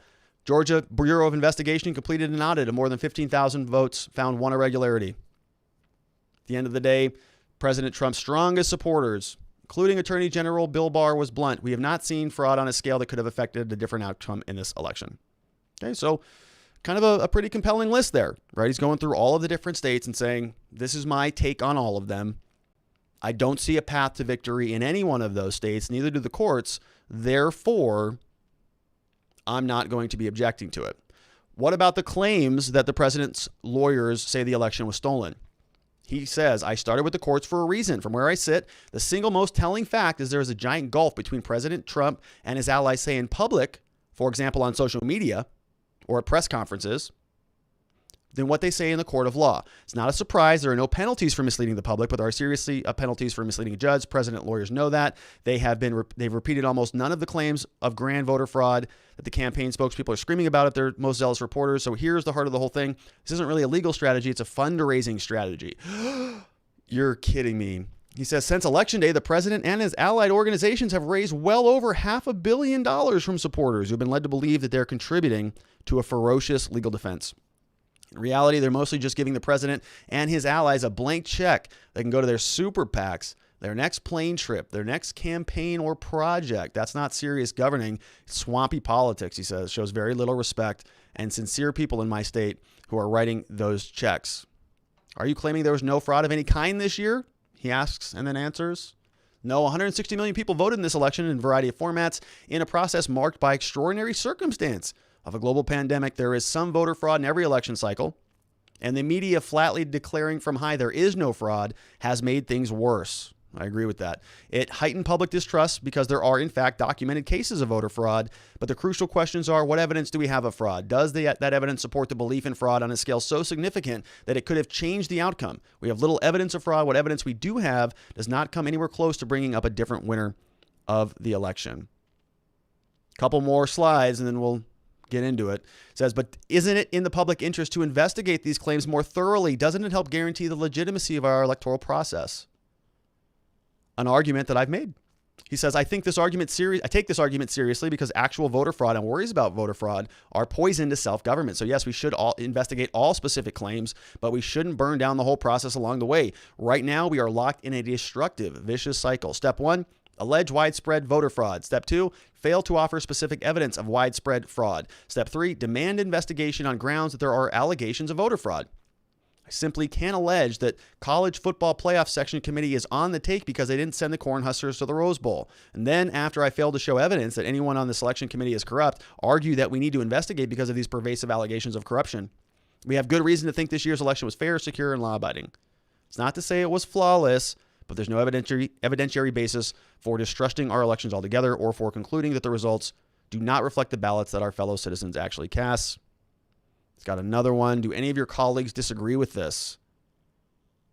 He says, when we talk in private, I haven't heard a single congressional Republican allege that the election results were fraudulent. Not one, which is weird because we've talked about it publicly on here. There's a lot of guys out there publicly, a lot of them, saying that they think it was fraudulent, but apparently not in private. It says, instead, I hear them talk about their worries about how they will look to President Trump's most ardent supporters. I get it. I hear a lot of Nebraskans who disagree with me. Moreover, lots of them ask legitimate questions about why they should trust the mainstream media. Here's one I got this morning. Quote, we live in a world where thousands and thousands of stories were written about Republican nominees' alleged tax fraud in 2012. But then when Harry Reid admitted after the election that he had simply made all of this up, there was probably 3 media outlets that covered it for 30 seconds. He's talking about Mitt Romney and Harry Reid. Why should I believe anything they say? As a member of the Senate Judiciary Committee who has watched for 4 years as lies made up out of whole cloth are covered as legitimate news stories, I understand why so many of my constituents feel this in the belly distrust. What so much of the media doesn't grasp is that Trump's attacks are powerful, not because he created this anti-media sentiment, but because he figured out how to tap into it. Nonetheless, it seems to me the best way we can serve our constituents is to tell them the truth as we see it and explain why, in my view, President-elect Biden didn't simply win the election. President Trump couldn't persuade even his own lawyers to argue anything different than that in U.S. federal courts. Okay, he says, where do we go from here? The president and his allies are playing with fire. They've been asking first the courts, then the state legislatures, now the Congress to overturn the results of the presidential election. They have unsuccessfully called on judges and are now calling on federal office holders to invalidate millions and millions of voters. If you make big claims, you'd better have the evidence. The president doesn't, and neither do the institutional arsonists, members of Congress, who will object to the electoral vote. Who is he talking about right there? The arsonist members of Congress who will object to the Electoral College. This is, we got a little kerfuffle boiling over there in the Senate between Ben Sasse and Josh Hawley. Little rivalry boiling up. Makes me excited. Let's be clear. What is happening here, he says. We have a bunch of ambitious politicians, there it is, who think there's a quick way to tap into the president's populist base without doing any real long-term damage, but they're wrong. And this issue is bigger than anyone's personal ambitions. Adults don't point a loaded gun at the heart of legitimate self-government. We have a deep cancer in American politics right now. Both Republicans and Democrats are growing more distrustful of the basic processes and procedures that we follow. Some people will respond to these arguments by saying the courts are just in the tank for Democrats. And indeed, the president has been tweeting that the courts are bad, and the Justice Department and more. That's an example of the legitimacy crisis so many of us have been worried about. Democrats spent 4 years pretending Trump didn't win the election. And now, shocker, a good section of Republicans are going to spend the next 4 years pretending Biden didn't win the election. All the clever arguments and rhetorical gymnastics in the world won't change the fact that this January 6th effort is designed to disenfranchise millions of Americans simply because they voted for someone in a different party. We ought to be better than that. If we normalize this, we're going to turn the American politics into Hatfields and McCoy's endless blood feud. A house hopelessly divided. America has always been fertile soil for groupthink, conspiracy theories, and showmanship. But Americans have common sense. We know up from down, and it sounds too good to be true. Probably is. We need common sense if we're going to rebuild trust. Won't be easy. It's hardly beyond our reach, and that's what self-government requires. It's part of how, to recall Benjamin Franklin, we struggle to do the right thing for the next generation and keep a republic. So that's Senator Ben Sasse. It's not too bad, right? Pretty good evidence, pretty good argument, let's say. Not much evidence there. He's referring to all of the various courts around the country. He's going through state by state and saying X courts in that state did that. You can make an argument that the courts really didn't do much of anything, right? A lot of those quotes that he used were from, I think, lawsuits that if they had gone somewhere, if they had allowed a further inquiry, a further investigation, if they weren't dismissing cases on latches, mootness, ripeness, whatever the hell they wanted to, they may have uncovered more information. But they didn't go anywhere. There's a fallacy called the absence of evidence, right? If you're missing, just because you don't see something doesn't mean that it didn't happen. You can look that up on Wikipedia. John Locke was the one who coined that. And he said, look, just because you don't see something doesn't mean that it isn't there.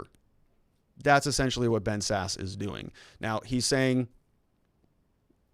this is kind of the end of the line. I didn't see any proposals there. Does he have any suggestions on what he's going to do to help rebuild that trust?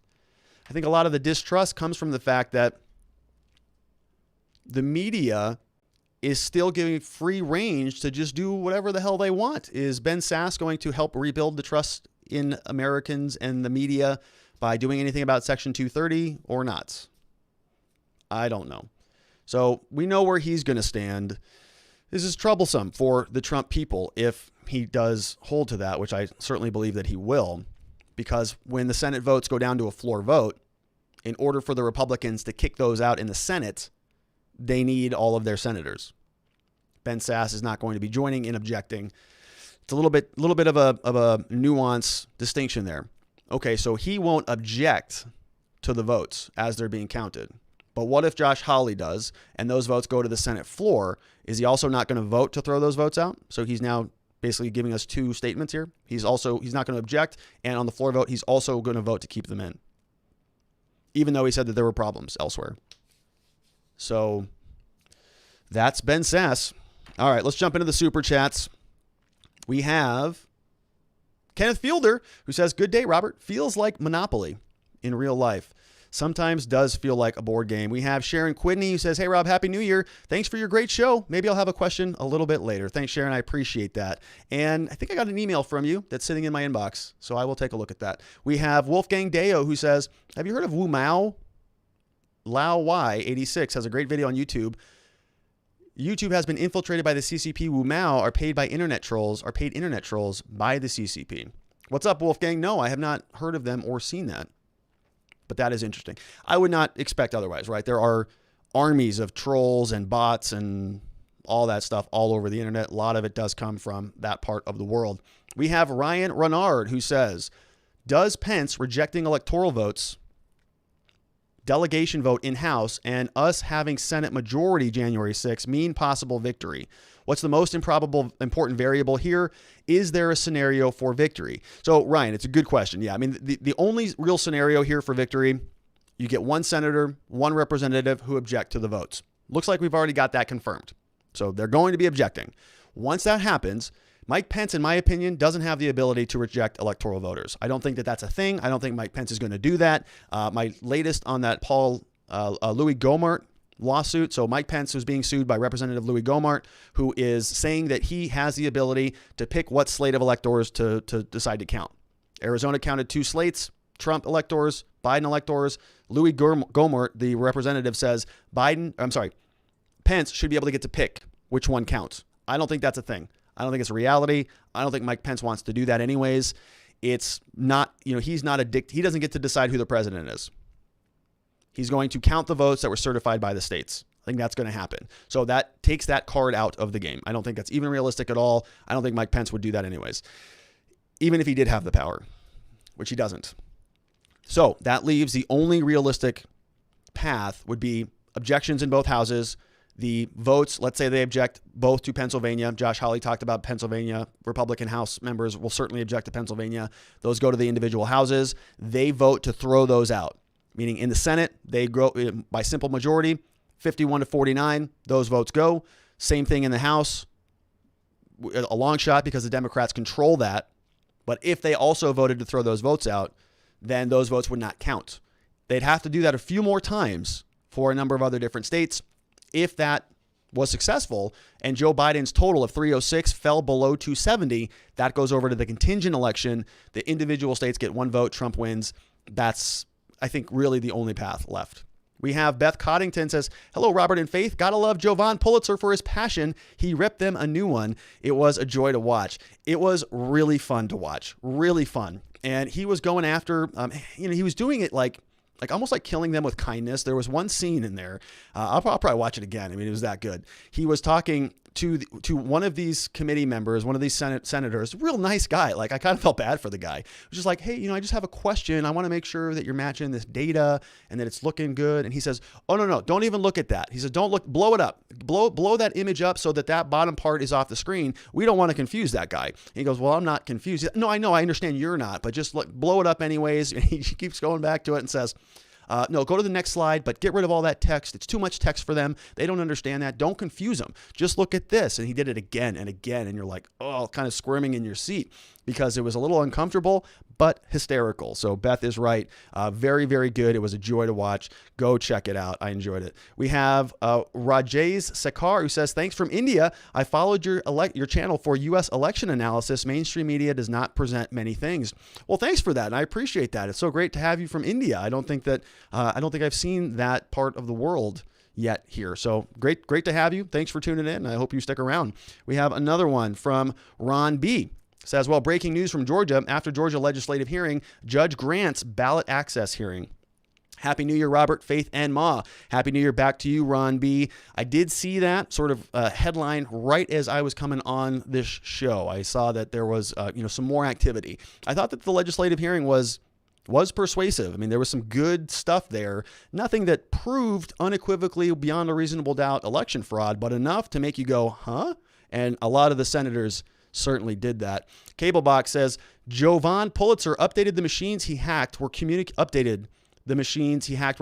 with a vendor in China, and Fulton County is already trying to destroy ballots. Yeah, so Jovan, I'm very curious to see what his next update is. Okay, because he didn't get asked any other questions after he just sort of demonstratively showed that he hacked into their equipment. They just said, okay, thanks for your testimony. We're almost out of time, though. Next witness. Like, what? All right. AL says, election supervisor showed a while ago that the software can actually be set to adjudicate all ballots, including blanks, not just those with issues. And if you watch that video, it's very simple. She just goes and pushes some buttons, changes. It's just like checking a box. Like you have a to-do list on your phone. You check it, you uncheck it. Same functionality on this ballot machine. So no, uncheck Biden, check this one, swap over, save, next. Little troubling. Pinky says, did you see the tech expert that hacked into the two-way communication to Dom machine during the Georgia hearing live two-way? Yep, we did, Pinky. We did. We played that earlier in the first, probably third, maybe half. We spent a lot of time on that today. But yeah, I mean, he just showed them live during the hearing. I mean, it's like, what? Okay, all right. Sharon says, wow, I'm really worried that if this election mess doesn't get fixed, especially in Georgia, we'll end up with single party rule. Super scary. Yeah. And that is like the worst outcome, right? Especially if they control the Senate and then pack the courts, which I do not think would be far off. You're going to hear a big call for that. Whether they get that done with a simple majority is another question. We have Greg David who says, so people think Susie Voiles is a conspiracy theorist? I'm not sure who Susie Voiles is, but it wouldn't surprise me. I mean, everybody's a conspiracy theorist these days. If you just say anything, you say, hey, I have some questions about the election. They go, oh, you don't trust the mainstream media? What are you, a conspiracy theorist? I had somebody reach out to me on Facebook, asked me if I was a birther now, a QAnoner, if I believed in Roswell, or all of these other like weird conspiracy theories. Like, oh, so apparently you think this, this, and this, and this. And I said, have you watched the show at all? Probably not. We have Jamie Zaluff, who says, I understand that the committee decided to let Jovan look at the ballots but today I read that Raffensperger won't allow anyone to look. Brick wall. Right. I believe that. We'll see if Jovan is going to get access. My understanding is that the Senate committee granted him the authority to do that. So they said, yeah, by unanimous decision, we're going to get access to those things. So we'll see if Brad Raffensperger has the ability to prevent them from doing that. And if so, why? We have Pinky 2 says, in a separate YouTube clip, this guy you're speaking of hacked into the DOM machine with two-way communication, not through the thermostat. Yeah, we just played that, Pinky. You probably sent those in before we got to that clip. I was saving it for the end because it was so good. I was like, I wanted to save the dessert, the best part, for the end of the meal. Thanks, Pinky. We have Brandon Robinson, who says, that makes sense. Georgia did have over 90% of the ballots in Fulton go into adjudication. That's right. We saw another clip, and I think actually there was another segment from that hearing yesterday, which was also pretty powerful. It was by a group of 3 young people who were all former data analysts. If you want to watch that whole hearing, I would really encourage you to do it. You can skip through some of it, but at the end, there's this other presentation where they are showing you how the data just doesn't work. And they show a clip from an individual in Georgia who is presumably in charge of some part of the elections, who says, yeah, there were 110,000 that needed to be adjudicated out of 120,000 total. I'm like, wait a minute. If the machines are so bad at scanning these things, are so good at them, why is 90% of them invalidated or needing to be adjudicated? Looks like a problem to me. We have Cassie Johnson, who says, thank you for all the breakdowns. Why can left and Democrats not see that this is about integrity and transparency, not about a steal? This drama could end in one day with actual access. And that's right, Cassie. I mean, it's kind of all I'm talking about here. If we are able to get a court to hear all this stuff on the merits, if we can really do some good analysis on it, and it comes back that it's all done well, it's all perfect, then okay, right? Let's move on. That's the point I've been making this entire time. I've been saying that if you just tell 74 million Americans, at one point a couple of weeks ago, I don't know if the number is the same, but Rasmussen polls was saying that something like 30% of Democrats even had questions about the election. So let's say you got, 80% of Trump supporters who think that this was concerning. So 74 million, round that down to 60 million of them still care about this stuff. Take 30% of the Democrats. Now we're talking about, I don't know, what was it? 60 plus 90 million, 100 million people in this country who think that this is a problem. And they just tell you, you're not allowed to talk about it. You don't get access to anything. Sit down, shut your mouth. We're going to run the elections the way we want to run them. Sue us all you want. Corns aren't going to do anything about it. Go in front of the legislature. They don't care either. And if you talk about it, you're a conspiracy theorist. We're going to kick you off YouTube. We're going to shut down this. We're going to, we're going to put a muzzle on you. And you expect those people, whether they are legitimate or not, whether there is a claim for them or not, whether they're crazy or not, do you think that they're just going to sit there and just say, oh, okay, that's right. Good point. Thanks for letting me know. No, they're going to be pissed as hell. And the country is going to be very largely ungovernable for Joe Biden, in my opinion. We'll see if that comes to fruition or not. Maybe they'll just ram everything through anyway, so what do they care? We have Wolfgang Deo, who says, debunking the debunkers is likely why I'm putting up with this conversation when I try. I'm trying not to debunk, but play with the info, debating it, but people keep being aggressive. Yeah, it's hard to have a conversation about this stuff. I mean, people do get really, really riled up. People are pretty dug in on it. Another one from Wolfgang says, as a student of the maths, people love trying to debate me about math mysteries. I don't care. I try to apply it for a purpose, not a puzzle. Thanks, Wolfgang. We have Jamie, who says, now I read that Jovan said today that Georgia shredded the ballots after the committee. No law left in the country. Nothing that we can do. So that would be interesting. So Jovan said they shredded the ballots. The question that I have, though, were those ballots scanned?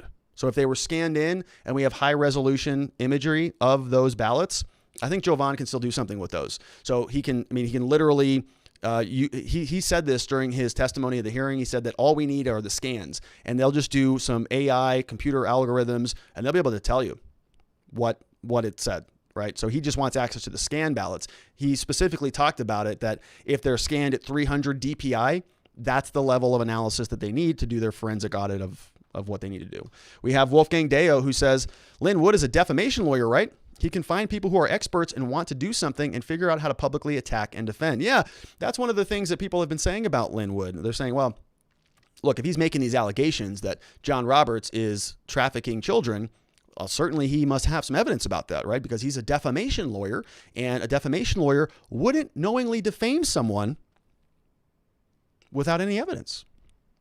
If he's got evidence of that stuff, let's see it, okay? I'm highly skeptical. I think he's making those claims against John Roberts, knowing John Roberts isn't going to do anything about it. Nobody's going to sue him for it. There's not going to be any repercussions for it. So he's able to make those claims without any evidence. If he's got the evidence, I'd love to see it, right? Same with the Kraken, same with all this other stuff that is allegedly out there that just they haven't given to us yet because they are looking for it, right? The 6 is like less than a week away. They better hurry. Beth Coddington said, if Georgia shredded the ballots after the hearing, can they be prosecuted for breaking the federal law that says they must be kept for 2 years? If there is a law that says that, then I'd be curious about that, certainly. I don't know about that. I think that there's probably some legal provisions that they put in there that allows them to do that. Say, for example, if they are keeping the ballot images, they may, that may be an excuse to not have the paper files around all the time. Think about this, right? In other preceding elections, you probably don't need all that stuff. So why do they need to keep ballots forever? They may just have put into their election law some sort of provision that authorizes them, as long as they keep the scans, they can delete the other hard copies of the files. Question from for Rob from Ma says, why would anyone in their right mind hack a government-owned machine, presumably without authorization, and admit this on live TV? Well, Ma, because you're looking at a bona fide IDGAF type of person, right? Somebody who just says, I am doing what I want to do in this world and take it or leave it, right? So, is he going to get prosecuted for that offense? Probably not, right? The public outrage over something like that, I think, would make him sort of immune to prosecution. But maybe not. You're right. I mean, if he's hacking into government equipment, I'm sure there's a statute in Georgia that says you're not allowed to do that. So technically, was he violating the law? Yeah. I mean, arguably, right? I don't know. I'm not familiar with Georgia statutes or what their criminal code says, but I would imagine that is not allowed. He did that on TV. So he's trying to prove a bigger point. He's trying to say, look, I can do this. You see that a lot. You see that with, when somebody finds a bug in a government system or something like that, they're rooting around in there. There are different entities. I think even the federal government has some programs and stuff where, I know, for example, that Google does, because I showed it here on the show. Google will pay you $25,000 or something if you can exploit their software and reveal the bug to them. They will allow you to do that. They're not going to forward your information over to the FBI. They're not going to, prosecute you for doing something that's ultimately going to help them. So if this guy is going in and he's saying, look, there's a massive vulnerability here. I'll show you how I did it. Are they going to prosecute him? Probably not. He's got a big personality, and he probably, was trying to get this done so he could come and spike the ball right in their own arena. And he certainly did that. Good question, Ma. Good to see you, my friend. Sharon Quidney says, does Lin Wood have any evidence to back up his accusations? If not, wow, I would love to see it. If he does, I have not seen it thus far, and neither has anybody else. So if it exists, he should put that out, because those are big claims, really big claims. And if they're not true, which I have no reason to think that they are, I highly doubt that they are even remotely true, it's totally inappropriate, right? And it really undermines Lin Wood. It undermines his entire movement, people who are supporting him and, sort of defending him every which way. If he's making claims and not backing them up with evidence in a very simple format right here, John Roberts traffics children. Lin Wood says he's got evidence that supports that. He better put that up. Otherwise, in my mind, that is totally inappropriate. It's not fair. It's the wrong thing to do. And he's undermining all of the other legitimate claims. He's sort of, coming into the arena and really wrecking the team's approach, right? All of the legitimate claims are now sort of tarnished by Lin's insanity. We have Josh Tinley who says, is it fair to say there is not enough evidence of election tampering to swing the election when access to evidence is being blocked and ridiculed? So yes, Josh, I mean, you sort of hit the nail on the head. You probably sent that message well before I was talking about the absence of evidence fallacy. This idea here that because you haven't found it, it means it doesn't exist. That's not true. That misses a whole other range of options. I mean, it may just be as simple as you didn't investigate. You didn't even look into it. So how can you say that there isn't anything there when you didn't open the door to look what was in the room? That's happening around the country, certainly. We have Lava Java Lava who says, Lin Wood equals every court has a fool. That's right, the jester. It's bizarre behavior. I think it's beneath our profession. I think it's unfortunate that he is doing that. I honestly, I hope he's okay. Like, I hope he's okay. And there we have Kenneth Fielder who says cloak and dagger equals misdirections resulting in applying pressure. Dirty politics potentially sheds light on connection to blackmail to explain Roberts' previous actions. Okay, so a couple things in quotes there. Yeah, dirty politics. Thanks, Kenneth. We have another one from Daisy Seed who says, can you please do a New Year's shout out for my mom, Mrs. B? Thank you for being a trustworthy, informative channel. Happy New Year. Absolutely. Mrs. B, shout out to you. Happy New Year. Excited for your 2021. Say hi to your daughter, Daisy Seed. Mrs. B, we love you. Thank you for being a part of the program. Have a great New Year celebration. Have a wonderful 2021. Much love. We have Sasha Shisha says, really love your show. Please never stop doing what you're doing. Happy New Year to you and your mama. We are going to be happy to celebrate 2021. Thanks, Sasha. Happy New Year to you and to your mama. We have another one from Ken Yates. Says, Rob, I want to know what you think. With everything you've seen and heard, do you think Trump won? Do you think there was fraud? It's a good question, Ken. And I've been sort of answering this over many, many hours over a long period of time. Long story short, I think there certainly was fraud in this election. I think that's without any, beyond a reasonable doubt. I think there's clearly fraud. The problem here has been that the fraud demonstrated in court doesn't match the remedy that they are seeking. So in other words, they're going into court. They're saying we've identified certain elements of fraud. The remedy that we want is to throw out, 7 million votes, for example. Doesn't match. That's why they have been unsuccessful in court.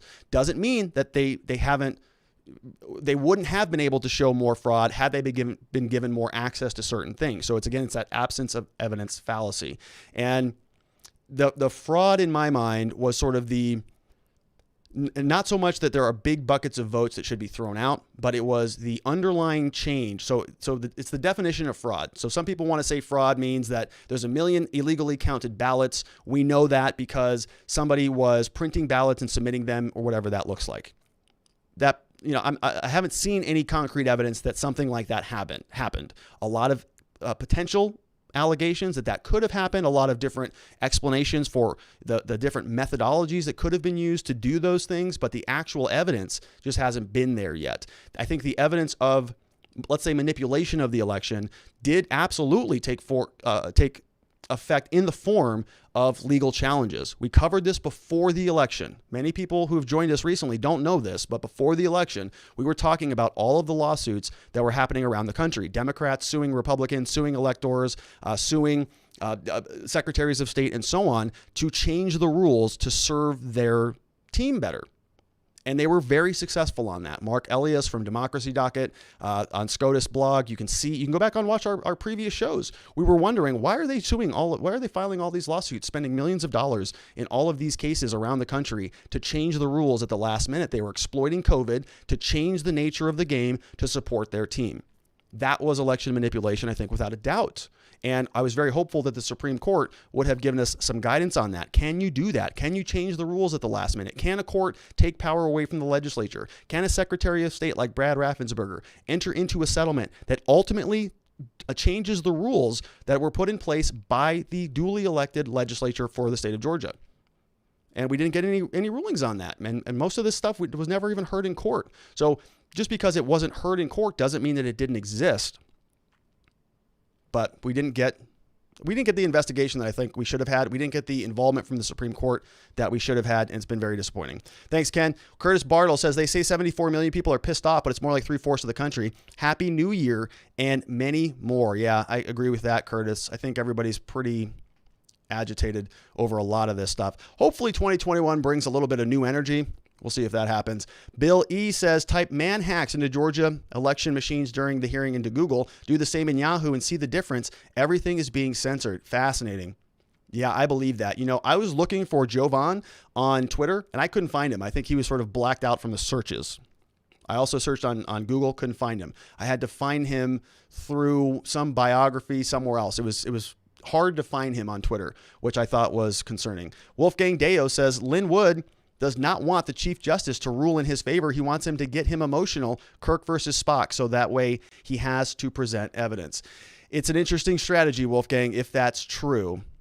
Don't know how that is going to be fruitful. Wolfgang says it's not 3D chess, but I have done these moves before. Thanks, Wolfgang. We have Alinchus Speak says the Georgia legislature delegated its authority over the election to the Georgia election officials. You keep omitting that fact, but it's fatal to your arguments.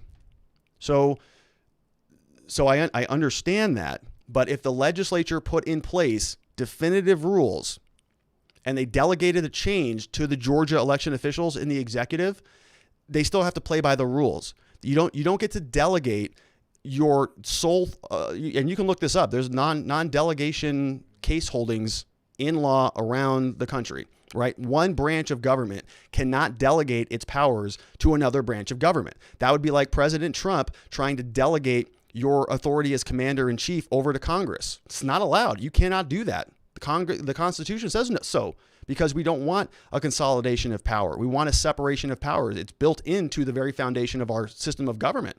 We don't want different branches to say, this is not my responsibility. This is yours. This is too hard for us. We're a legislature. We don't know how to do this stuff. So when they over-delegate, that is a violation of that separation of powers. The legislature cannot do that. Georgia, the election can run the election. It has the authority to run the election according to the rules that the legislature put in place. If Brad Raffensperger entered into a settlement agreement and that settlement agreement was an agreement we're going to run the election in total contravention to the underlying laws that you see with the legislature, you can't do that. That's unconstitutional. So I understand your point, but just because the legislature said, we're going to give you some of these responsibilities doesn't mean that they can just undermine all of the rules that were put in place by the legislature. That is not okay, and that's what they did. We have Brian R., who says, when the legal notices were finalized for Jovan, destroying and recycling trucks were spotted at the location where the ballots are. Yep. Makes sense. Shred that evidence, folks. We got Vegas Mooch, who says the state legislature delegating authority to the executive when it's unconstitutional is still unconstitutional and can be reclaimed. State law doesn't trump the Constitution, right? I mean, it's why we have three branches of government. Okay, when one branch encroaches on the other, either by their own request or because one branch is delegating their authority, off of their plate, we don't want that to happen at all. If you have a legislature that doesn't want to deal with elections, get a new legislature. Okay, that's their function. That's their rule. Vote all those idiots out and say, no, this is your job. Okay, you can't just give up all of your primary duties. Be like you hiring an employee to do a specific job and then they delegate that to somebody else. No, we hired you to do that, not them. So get back to work. We have another one from John Rassis, who says, Happy New Year from Switzerland. God bless you all. Trump will win. You'll see. Thanks, Gene. He's over at Mental Hacker. Thanks, Gene. I appreciate that. Happy New Year to you, my friend. Hope that you are doing well over there in Switzerland. Thanks for chiming in. I really appreciate it. Super cool to hear from you. S. Love says, one love for Robin team. 1, love for Robin team. 2, do the American people have standing? Depends.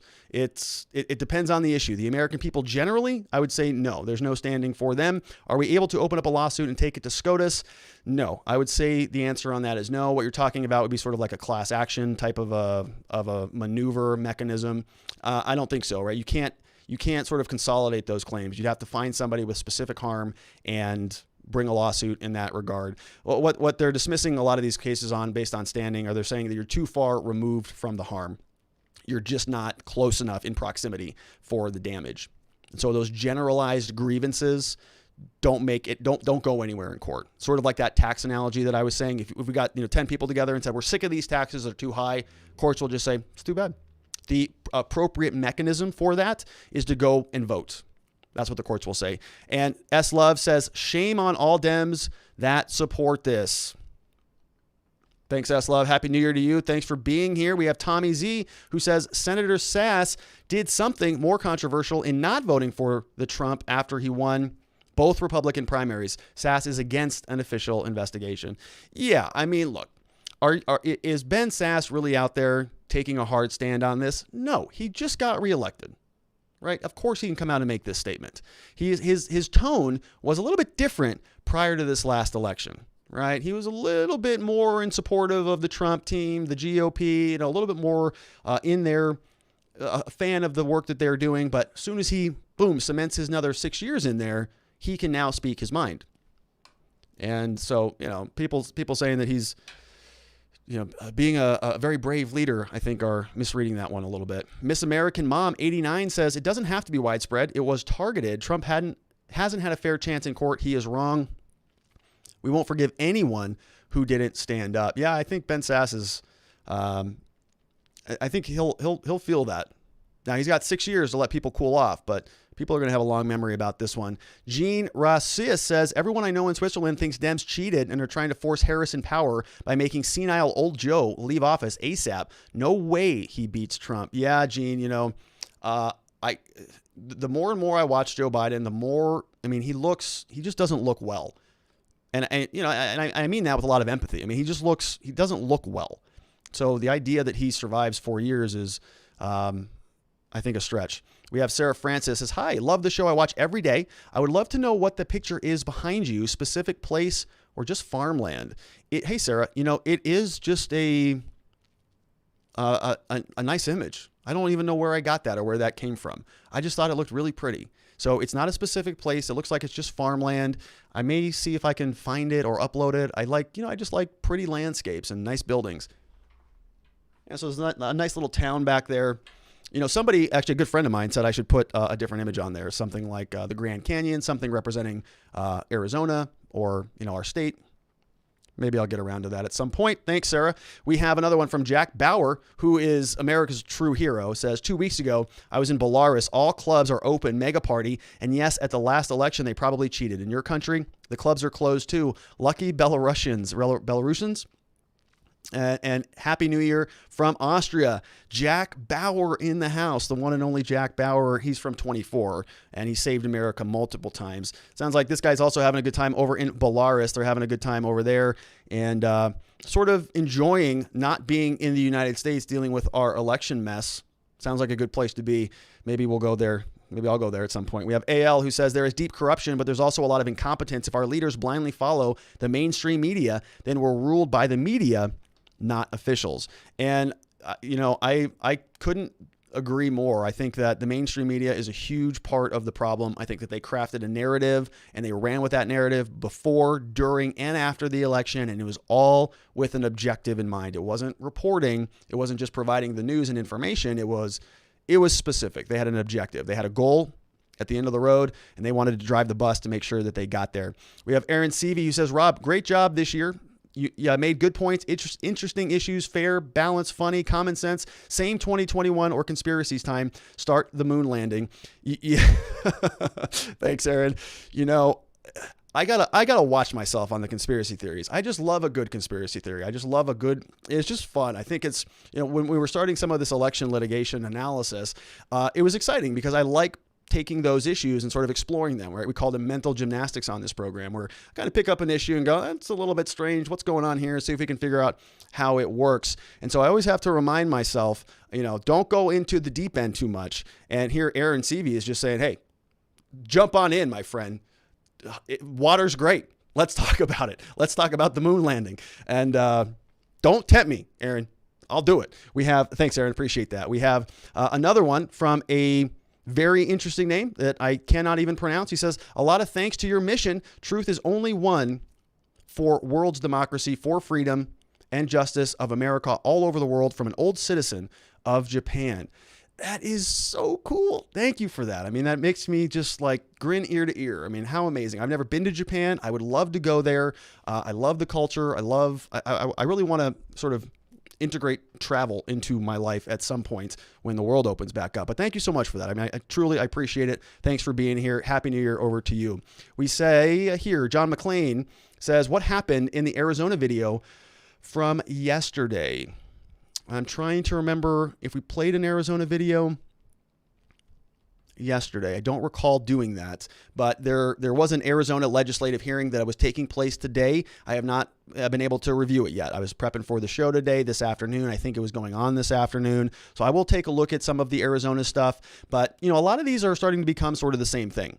It's a lot of the same material. I think it may have even been the same person, Chris Krebs, who we've already covered before, who was back in Arizona testifying again. So if it's the same testimony, if it's the same language, I'm just not going to cover it again. We've already done that. Unless it's new, interesting, something offers an explanation. Like we got some explanations out of the Georgia hearing. We had some new information in the form of Jovan and so on. But if it's the same sort of routine stuff, I'm just going to gloss over it because you don't want to hear it again, and it's just not that interesting. So I'll take a look at the headlines. If there's anything new, I may talk about it tomorrow or the following week. Thanks, John McLean. Appreciate you being here. We have Brian R. says, part 1 would be hilarious if Lin Wood has some crazy hard evidence on John Roberts and he's sending a message to him kind of like blackmail, so he takes it. Takes his case, and we're all here thinking he's a bit crazy. That would be crazy. And it would be hilarious, right? What if Lin Wood comes out and he's got all the goods. He's got receipts on everything. He's got recordings. He's got the whole thing. Lin Wood strolls into Congress on January 6th and he says, look at this, boys.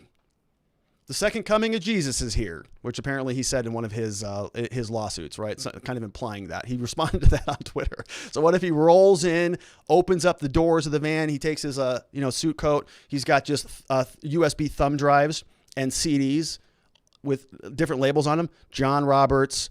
We have Amy Coney Barrett here. We have Judge Thomas over here. We got Sotomayor here. Look what I got, boys. Hey, man, it would make for a good YouTube show. See if he does it. We got George Kat Sankanes, who says, decertify the only option before January 6th. Dems will not change their vote against Biden on January 6th. So he's got a good point on that, right? When somebody asks, is there a potential pathway for the president to win, that presumes that some of the Democrats in the House of Representatives flip. Currently, they have more members that are Democrats in the House than the Republicans do. So some would have to flip.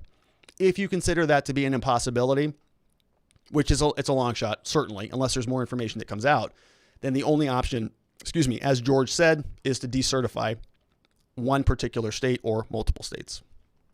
We have Hutton Ma, who says, love your show. What is your rebuttal to Sasse? So my general rebuttal, if I had to go through his response and respond to every single claim, I could certainly do that. Right? And I would, my underlying argument would be one, that the overall, let's say the overarching umbrella response would be, it's an absence of evidence fallacy. He's saying we looked into it enough. It's all we needed and we didn't find anything. Therefore, it doesn't exist. Well, the premise there is that they actually did look into something. And so in a lot of the states that he mentioned, he's referring to sort of broad generic statements. And we've gone through thousands of pages of lawsuits here, thousands. And you can watch the video. We have thousands of slides of election stuff. And what we have talked about is there's a lot of compelling information in those lawsuits. A lot of those lawsuits, we've gone through them line by line, and they never went anywhere. So how can you say that those claims were properly investigated when the case was dismissed on laches, found to be moot, found to be lacking in standing? You can't. It's not a reasonable argument, but I understand what he's doing, right? He has to find authority. It's an appeal to authority. He's saying, look, this judge said that, therefore I believe X, and so on. And he repeats that pattern kind of throughout the entirety of his argument. But you have to believe the underlying premise that every one of those claims got a fair shake. I don't think that's the case, but I understand why he is doing that. We have John McLean says, if I'm correct, the legislature in Georgia, Pennsylvania, and Arizona are all investigating. What are the chances that they all decertify their votes, and what happens then? So the chances are probably zero. And if they did, I don't know what the specific decertification process would look like now that the votes have already been certified. You remember about a month ago, there was a rapid scramble to stop the decertification. Once it has been certified and has basically been transmitted over to Congress, I truly think the only remedy there would be to object and then have them not count the votes. So if there was a formal decertification process and they were able to sort of retract those votes, then those votes wouldn't count. And it really doesn't matter how you get there. One way or the other, the goal is to get Joe Biden under 270. He's at 306 now. So if you have Arizona, Georgia, Pennsylvania all decertify, that drops him under the 270, triggers a contingent election. That's where the House votes. One party, one state, one vote. Thank you, John. We have Ever Joe, who says, Rob, I find myself day after day coming here to disseminate the news of the day. I truly appreciate you, Rob. Awesome job. Happy New Year. Happy New Year to you, Ever Joe. I appreciate that. It's a huge compliment. I appreciate you coming back. I'm glad that, my voice hasn't sent you running into the hills, because I can go on and on and on, and I appreciate you being here. We have another one from Andrew McKenzie. Says, great show, Robert. Could any Dem reps or senators potentially vote for objecting to any state's electoral votes if they actually think of the greater good and not just follow party discipline? Yeah, they could. Yeah, they all could. Thanks, Andrew McKenzie. I appreciate that. He says, could any of them potentially object? Yeah, they could. Democrats could object. Independents could object. Libertarians, I think, is Justin Amash a libertarian now, or is he an independent? Anybody can object. And so if the Democrats are in red states or red districts and they're concerned, their constituency is very vocal to them and saying, hey, we need you to go and object to those. We don't think what happened in my precinct was lawful.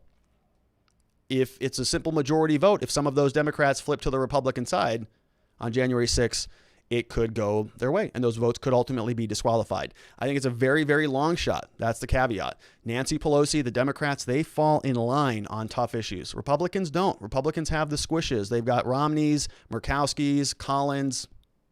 They all just kind of, we're independent. They want to go to the same cocktail parties that the Democrats do. So they straddle the line. Robert Gable says, from the Nashville bombing, it's also understood that the particular AT&T building housed recorded customer personal cell data, talk, etc.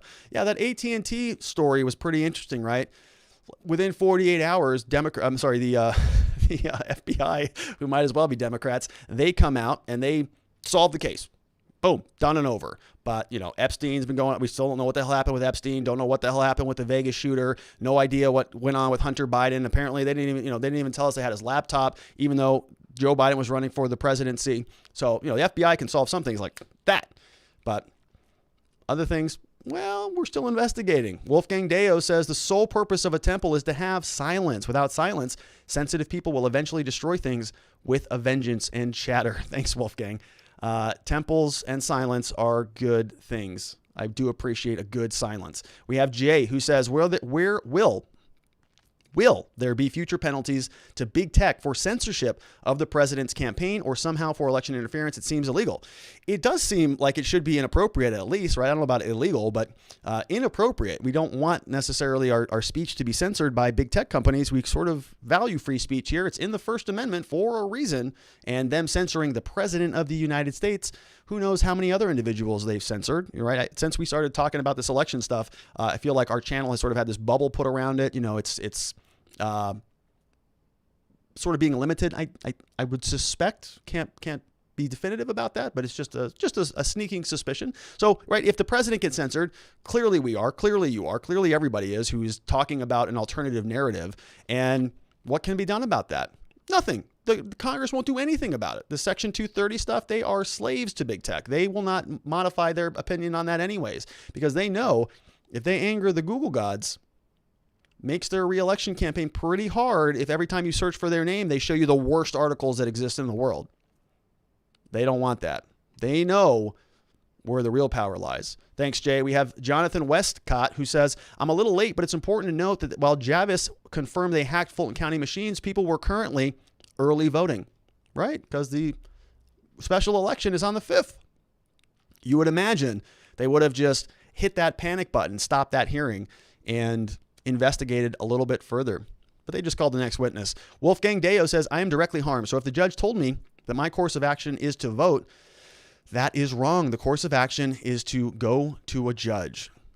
They just don't, they will not, it's called a political question. There's actually a sort of a legal doctrine that courts will dismiss a case because they say it's a political question. Don't bring your political issues into the court of law. Bring them into the political arena. Thanks. Thanks, Wolfgang. We have Joe Crotel. Pence January 6th trip was canceled. I saw that. My understanding is he was going to go over to Israel and then had to cancel it, coming back home. I also did see, though, that there was a conversation between, I think his attorneys filed a motion to, I think, dismiss that Representative Louis Gohmert case because he does not want to object to certain electoral votes. Don't quote me on that one, though. Lava Java Lava with a nice cup of Java. Thanks, Lava Java. Appreciate it. Good to see you here, my friend. Happy New Year. We have Christian Tohatan who says, what do you think the odds are of January 6th being the start of a civil war or some sort of mass separation? Well, Christian, I think probably 0%, if I had to put a number on it. Maybe 1% for being extremely generous, but I think 0%. I mean, I've been saying this for a long time. The country's a little bit too comfortable for a civil war. Nobody really wants that. Okay, if we have a civil war, then people are dying, food lines are disrupted, people are uncomfortable. People are pretty comfortable right now. So are the powers that be going to allow that to happen? Right? You think about that. If the country splits in two, Amazon loses money, Apple loses money, they all lose money, right? The whole sort of system breaks down to some degree. Nobody wants the system to break down. There's too much money to be made. And so when we talk about, civil unrest in America, kind of enough of it is allowed to bubble up, but nothing really consequential anymore. I say that there's this corporate safety blanket over the country that just keeps us warm and feels good, right? It's just Netflix, big screen TVs, super cheap now, a couple $100, get whatever you want, right? We're comfy. We're good. Life's good. Do we really want to get our guns and go kill each other? No, I don't think that's going to happen. I think people are very angry about it. But I think that's it, right? It dissipates after some of this stuff is dealt with. January 6th is probably going to be a little bit crazy. But are we going to see a splitting of the country? I just don't buy it. We have Christy Anthony who says, the Georgia video to me, time is proof enough. It seems obvious what's going on. It does certainly feel that way. A lot of it does seem pretty obvious, but let's see. Okay. All right. So Miss Faith just, thanks, Christy Anthony. Miss Faith's message caught me off guard. Take a listen to this one. We have Brian Coker who says, watching the Georgia testimony and nothing being done about it that we can see is really frustrating. P.S. When are we going to meet Miss Faith? Happy New Year. Great show as always. And take a look at this message here, folks. That's Miss Faith right there chiming in with a little on-screen cameo. She says, when we get to 100K, exclamation, exclamation, exclamation, share, share, share, share, Miss Faith, winky, smiley face. So Miss Faith is, in the background right now, just clipping these things. She's reading them and she just told you 100K. Then she's going to come on the program. Normally she's right back there and she's just going to come on the show. You'll get to meet Miss Faith and it's going to be good because she's pretty outstanding. So like she says, share the channel. We're so close to 100,000 subscribers and we're both excited about it because we get that little YouTube play button.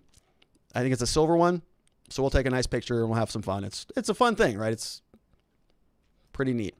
We're very grateful for it. So 100K and Miss Faith will be on the program. I'm looking forward to it. Thanks for sharing. We have Wolfgang says, AboveTopSecret.com is something I read as a high schooler. So by diving in the water, it's not bad. Disinformation is a disgusting term. Yeah, I think that information is a good thing.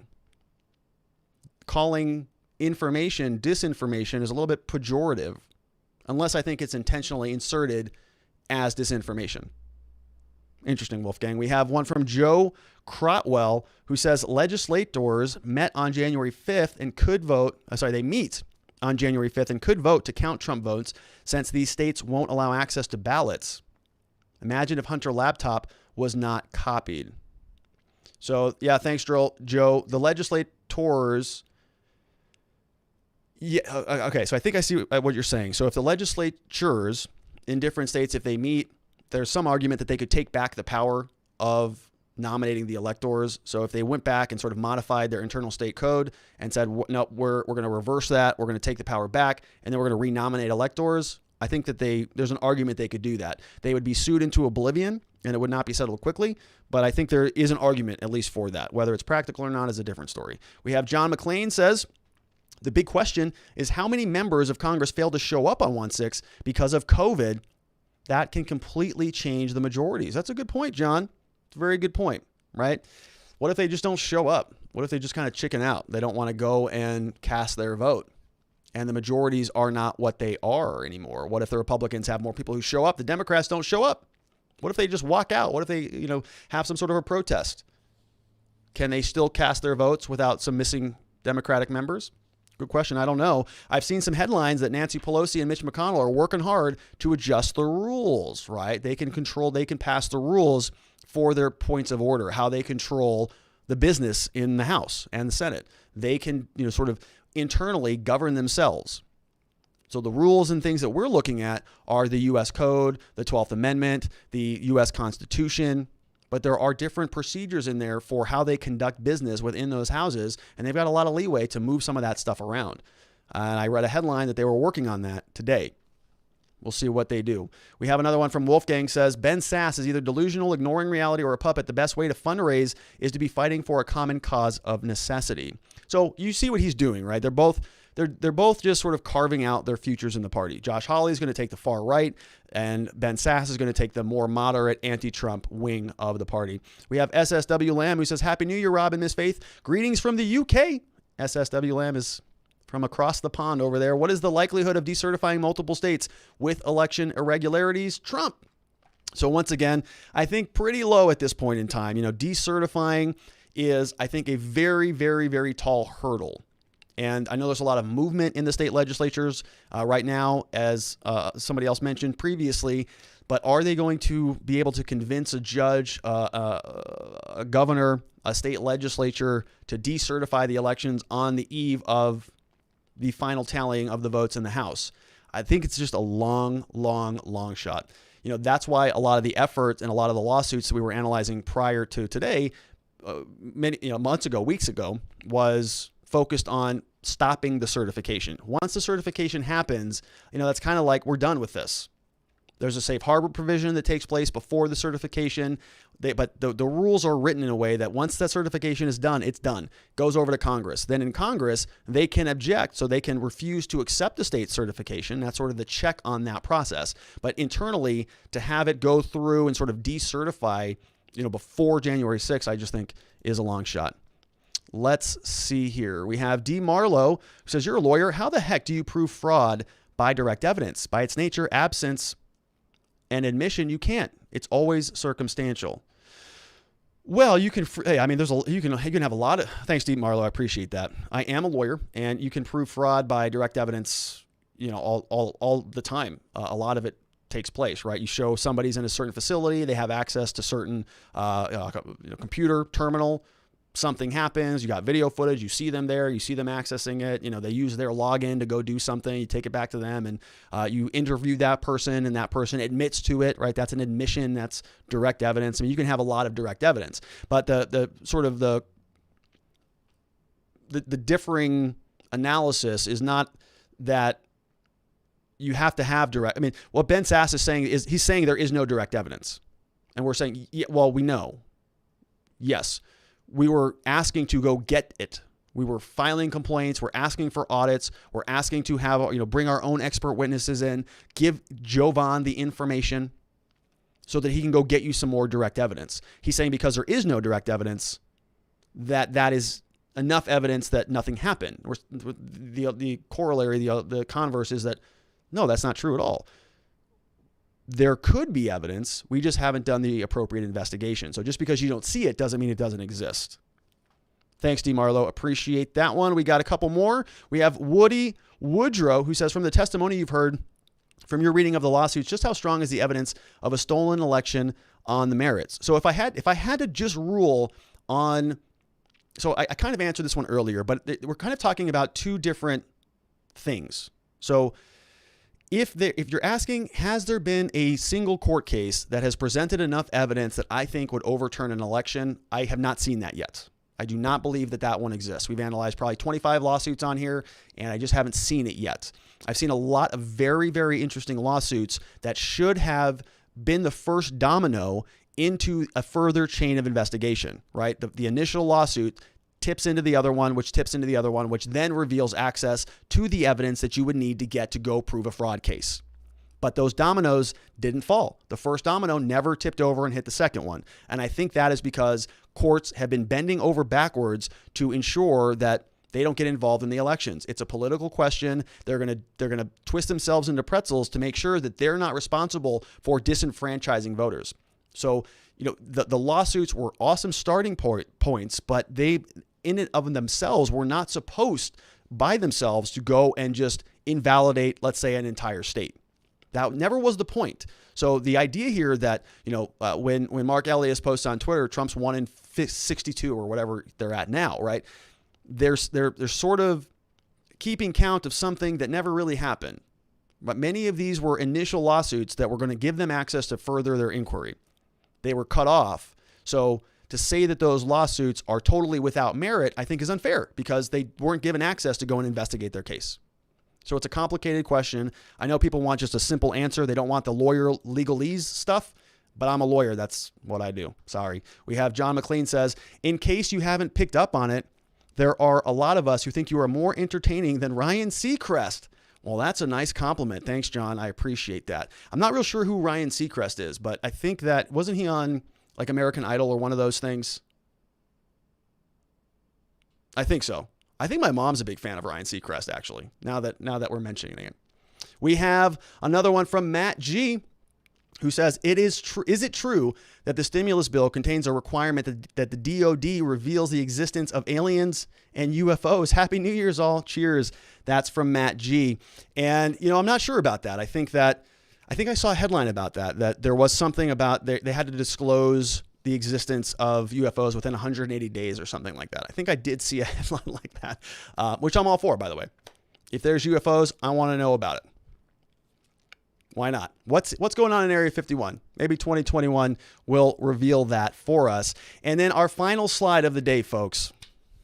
Here we go. Thank you, Miss Faith, for putting this together. She says, Happy New Year. We love you, YouTube. Cheers to 2021. Love Rob, Faith, Ma, and the entire R&R team. Isn't that nice? Isn't that nice from Miss Faith? She's amazing. I told you, you're going to get to meet her as soon as we cross 100,000. And she's exactly right. That's exactly how I wanted to end the program. I wanted to say this year has been just outstanding for us in terms of this program. I mean, I've been so humbled and so sort of amazed that there is an audience for this type of conversation.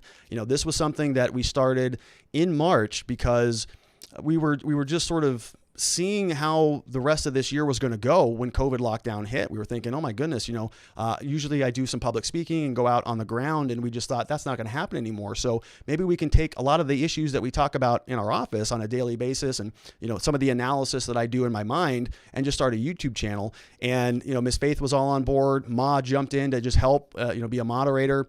We've got some help from a guy named Marvin who's over in the Philippines. And then of course, all of you, you've been just super supportive. I mean, truthfully, like this channel would not be where it is, but for you.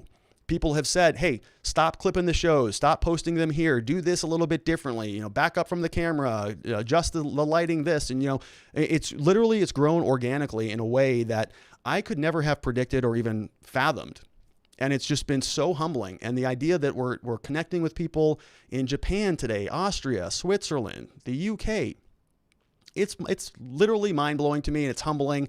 And every time I come on this program, it's like a little bit of a miracle to a certain extent. It's an amazing experience. I'm just so humbled and thrilled that we have been able to do this. And that's entirely possible because of you and your subscribership and your support and your appreciation.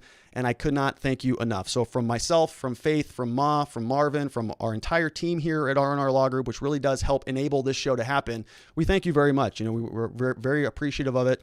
We hope that you stick with us into 2021 because it is going to be, I think, a heck of a year. And there's going to be a lot to discuss. And we're very grateful to wrap up this year the way that we have. Thank you. So let me tell you just a couple quick things before we finish for the day. Tomorrow, we are going to do a show, but it's going to be a little bit different. I'm probably not. Depends on what the news looks like. The news is pretty slow right now. Depends on what it looks like, but I'm probably not going to talk about the news tomorrow.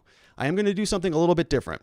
In 2021, one of the big things that I want to do personally is to provide more value. I want to do more to help the world. And I haven't really figured out exactly what that looks like, but there are some things that I want to do. And one of those things is being a little bit more open and vulnerable about myself and about my life and about the things that are working for me and about the things that are not working for me. Because every time I've done something like that, the feedback has been pretty good. You know, people say, I can relate to that. When I talk about, alcohol, people relate to that. When I talk about losing my brother, people relate to that.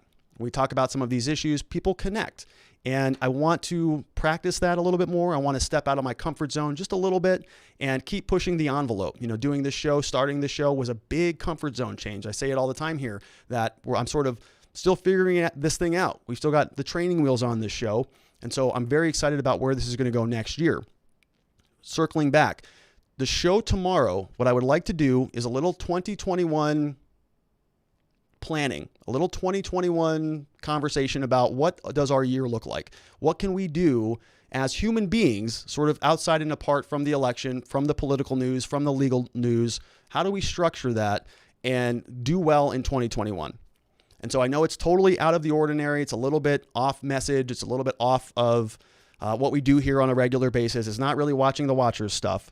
But if we're not well, if we're not healthy, if we're not centered, if we're not focused in 2021, a lot of that other stuff doesn't really matter, right? If you're out of order in your head, if you're not satisfied in your career, if your personal life is off, that other stuff is just sort of window dressing. It's not that important. How does life work at a foundational level? So 2020 has been a heck of a year for me personally. I had a lot of stuff go on, and I was really doing my best to try to figure out how to solve it, right? My family was in the hospital for 48 days with COVID. My brother has Down syndrome. They told us he was going to die 3 times. I was at the hospital, locked out of the building from them. My mom got COVID. She was also admitted into the hospital for another 14 days. I thought I was going to lose both of them. I mean, I spent almost 2 months really sort of shooken up a little bit. And I spent a lot of time thinking about how to solve that, right? How do I recenter myself? How do I face adversity and bring myself back to the center? And so there's been something that I've been using this year that I've developed sort of, about 6 months ago that I want to run through with you tomorrow. Okay. It's this system right here. Okay. It's called my existence system. So this is a tool that I created that I want to give to you next year for free.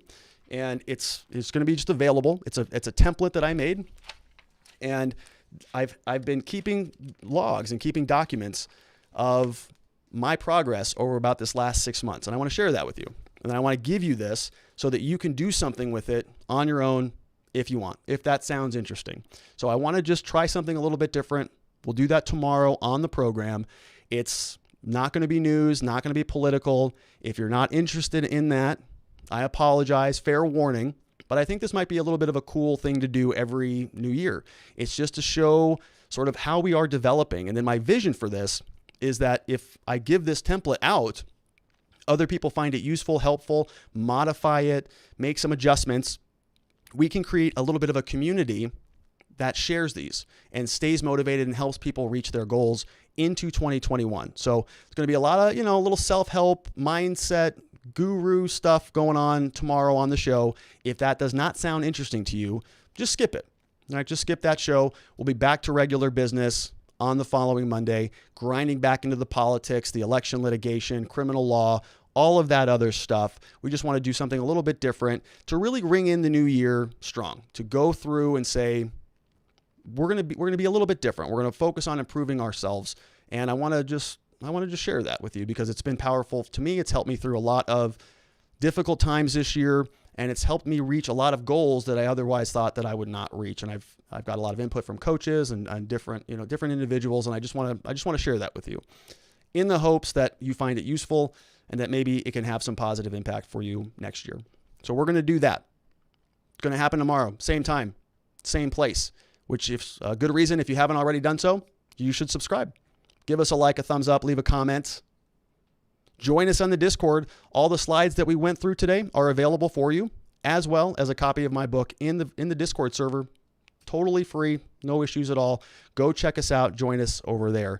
One more reminder, if you know anybody who's been charged with a crime in the state of Arizona, that's what we do here at the R&R Law Group. We love to help people get through the criminal justice system with the minimal amount of damage. We want to help them get their lives back together, get things back on track. And we're very good at what we do. So we'd be honored and humbled if you trusted us enough to send somebody our way so that we could give them a free case evaluation and see if there's anything that we can do to help. Other than that, my friends, I want to invite you to be back here tomorrow with us, 5 p.m. Arizona time. It's going to be 6 p.m. Central time. I skipped California, but it's 4 p.m. on the West Coast. It's going to be 7 p.m. Eastern as well. We'll be live. We're going to go through the existence system. I'm going to make sure that the template is available to you for free. We'll throw that in the Discord as well. And you can play around with it and see if you can pull any ideas that maybe you can use running into 2021. Tonight is a big drinking night, right? I'm a criminal defense attorney. Not a good night to be drinking and driving. Not a good night to be putting yourself in dangerous situations. I know that you know that already. We have a very intelligent audience here. But just one more forewarning, absolutely not worth it. An ounce of prevention is worth a lot in punishment. Is that how that phrase goes? I don't even know.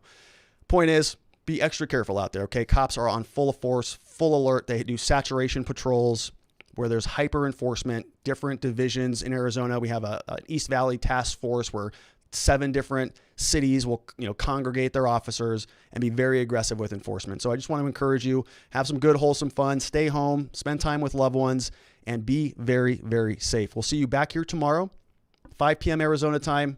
Don't miss it. Everybody, thank you once again so much from me and Faith and Ma and everybody here at our firm. We're so grateful for the opportunity to be sharing this with you together, joining together as we go through this journey in America, having these conversations. We're very humbled and very grateful. 2020 has been a hell of a year. We're excited for 2021 and grateful for your loyal viewership and attendance and support. Thank you so much. Have a great evening. Enjoy your last night of 2020. We'll see you back here tomorrow. Thanks, everybody. Bye-bye.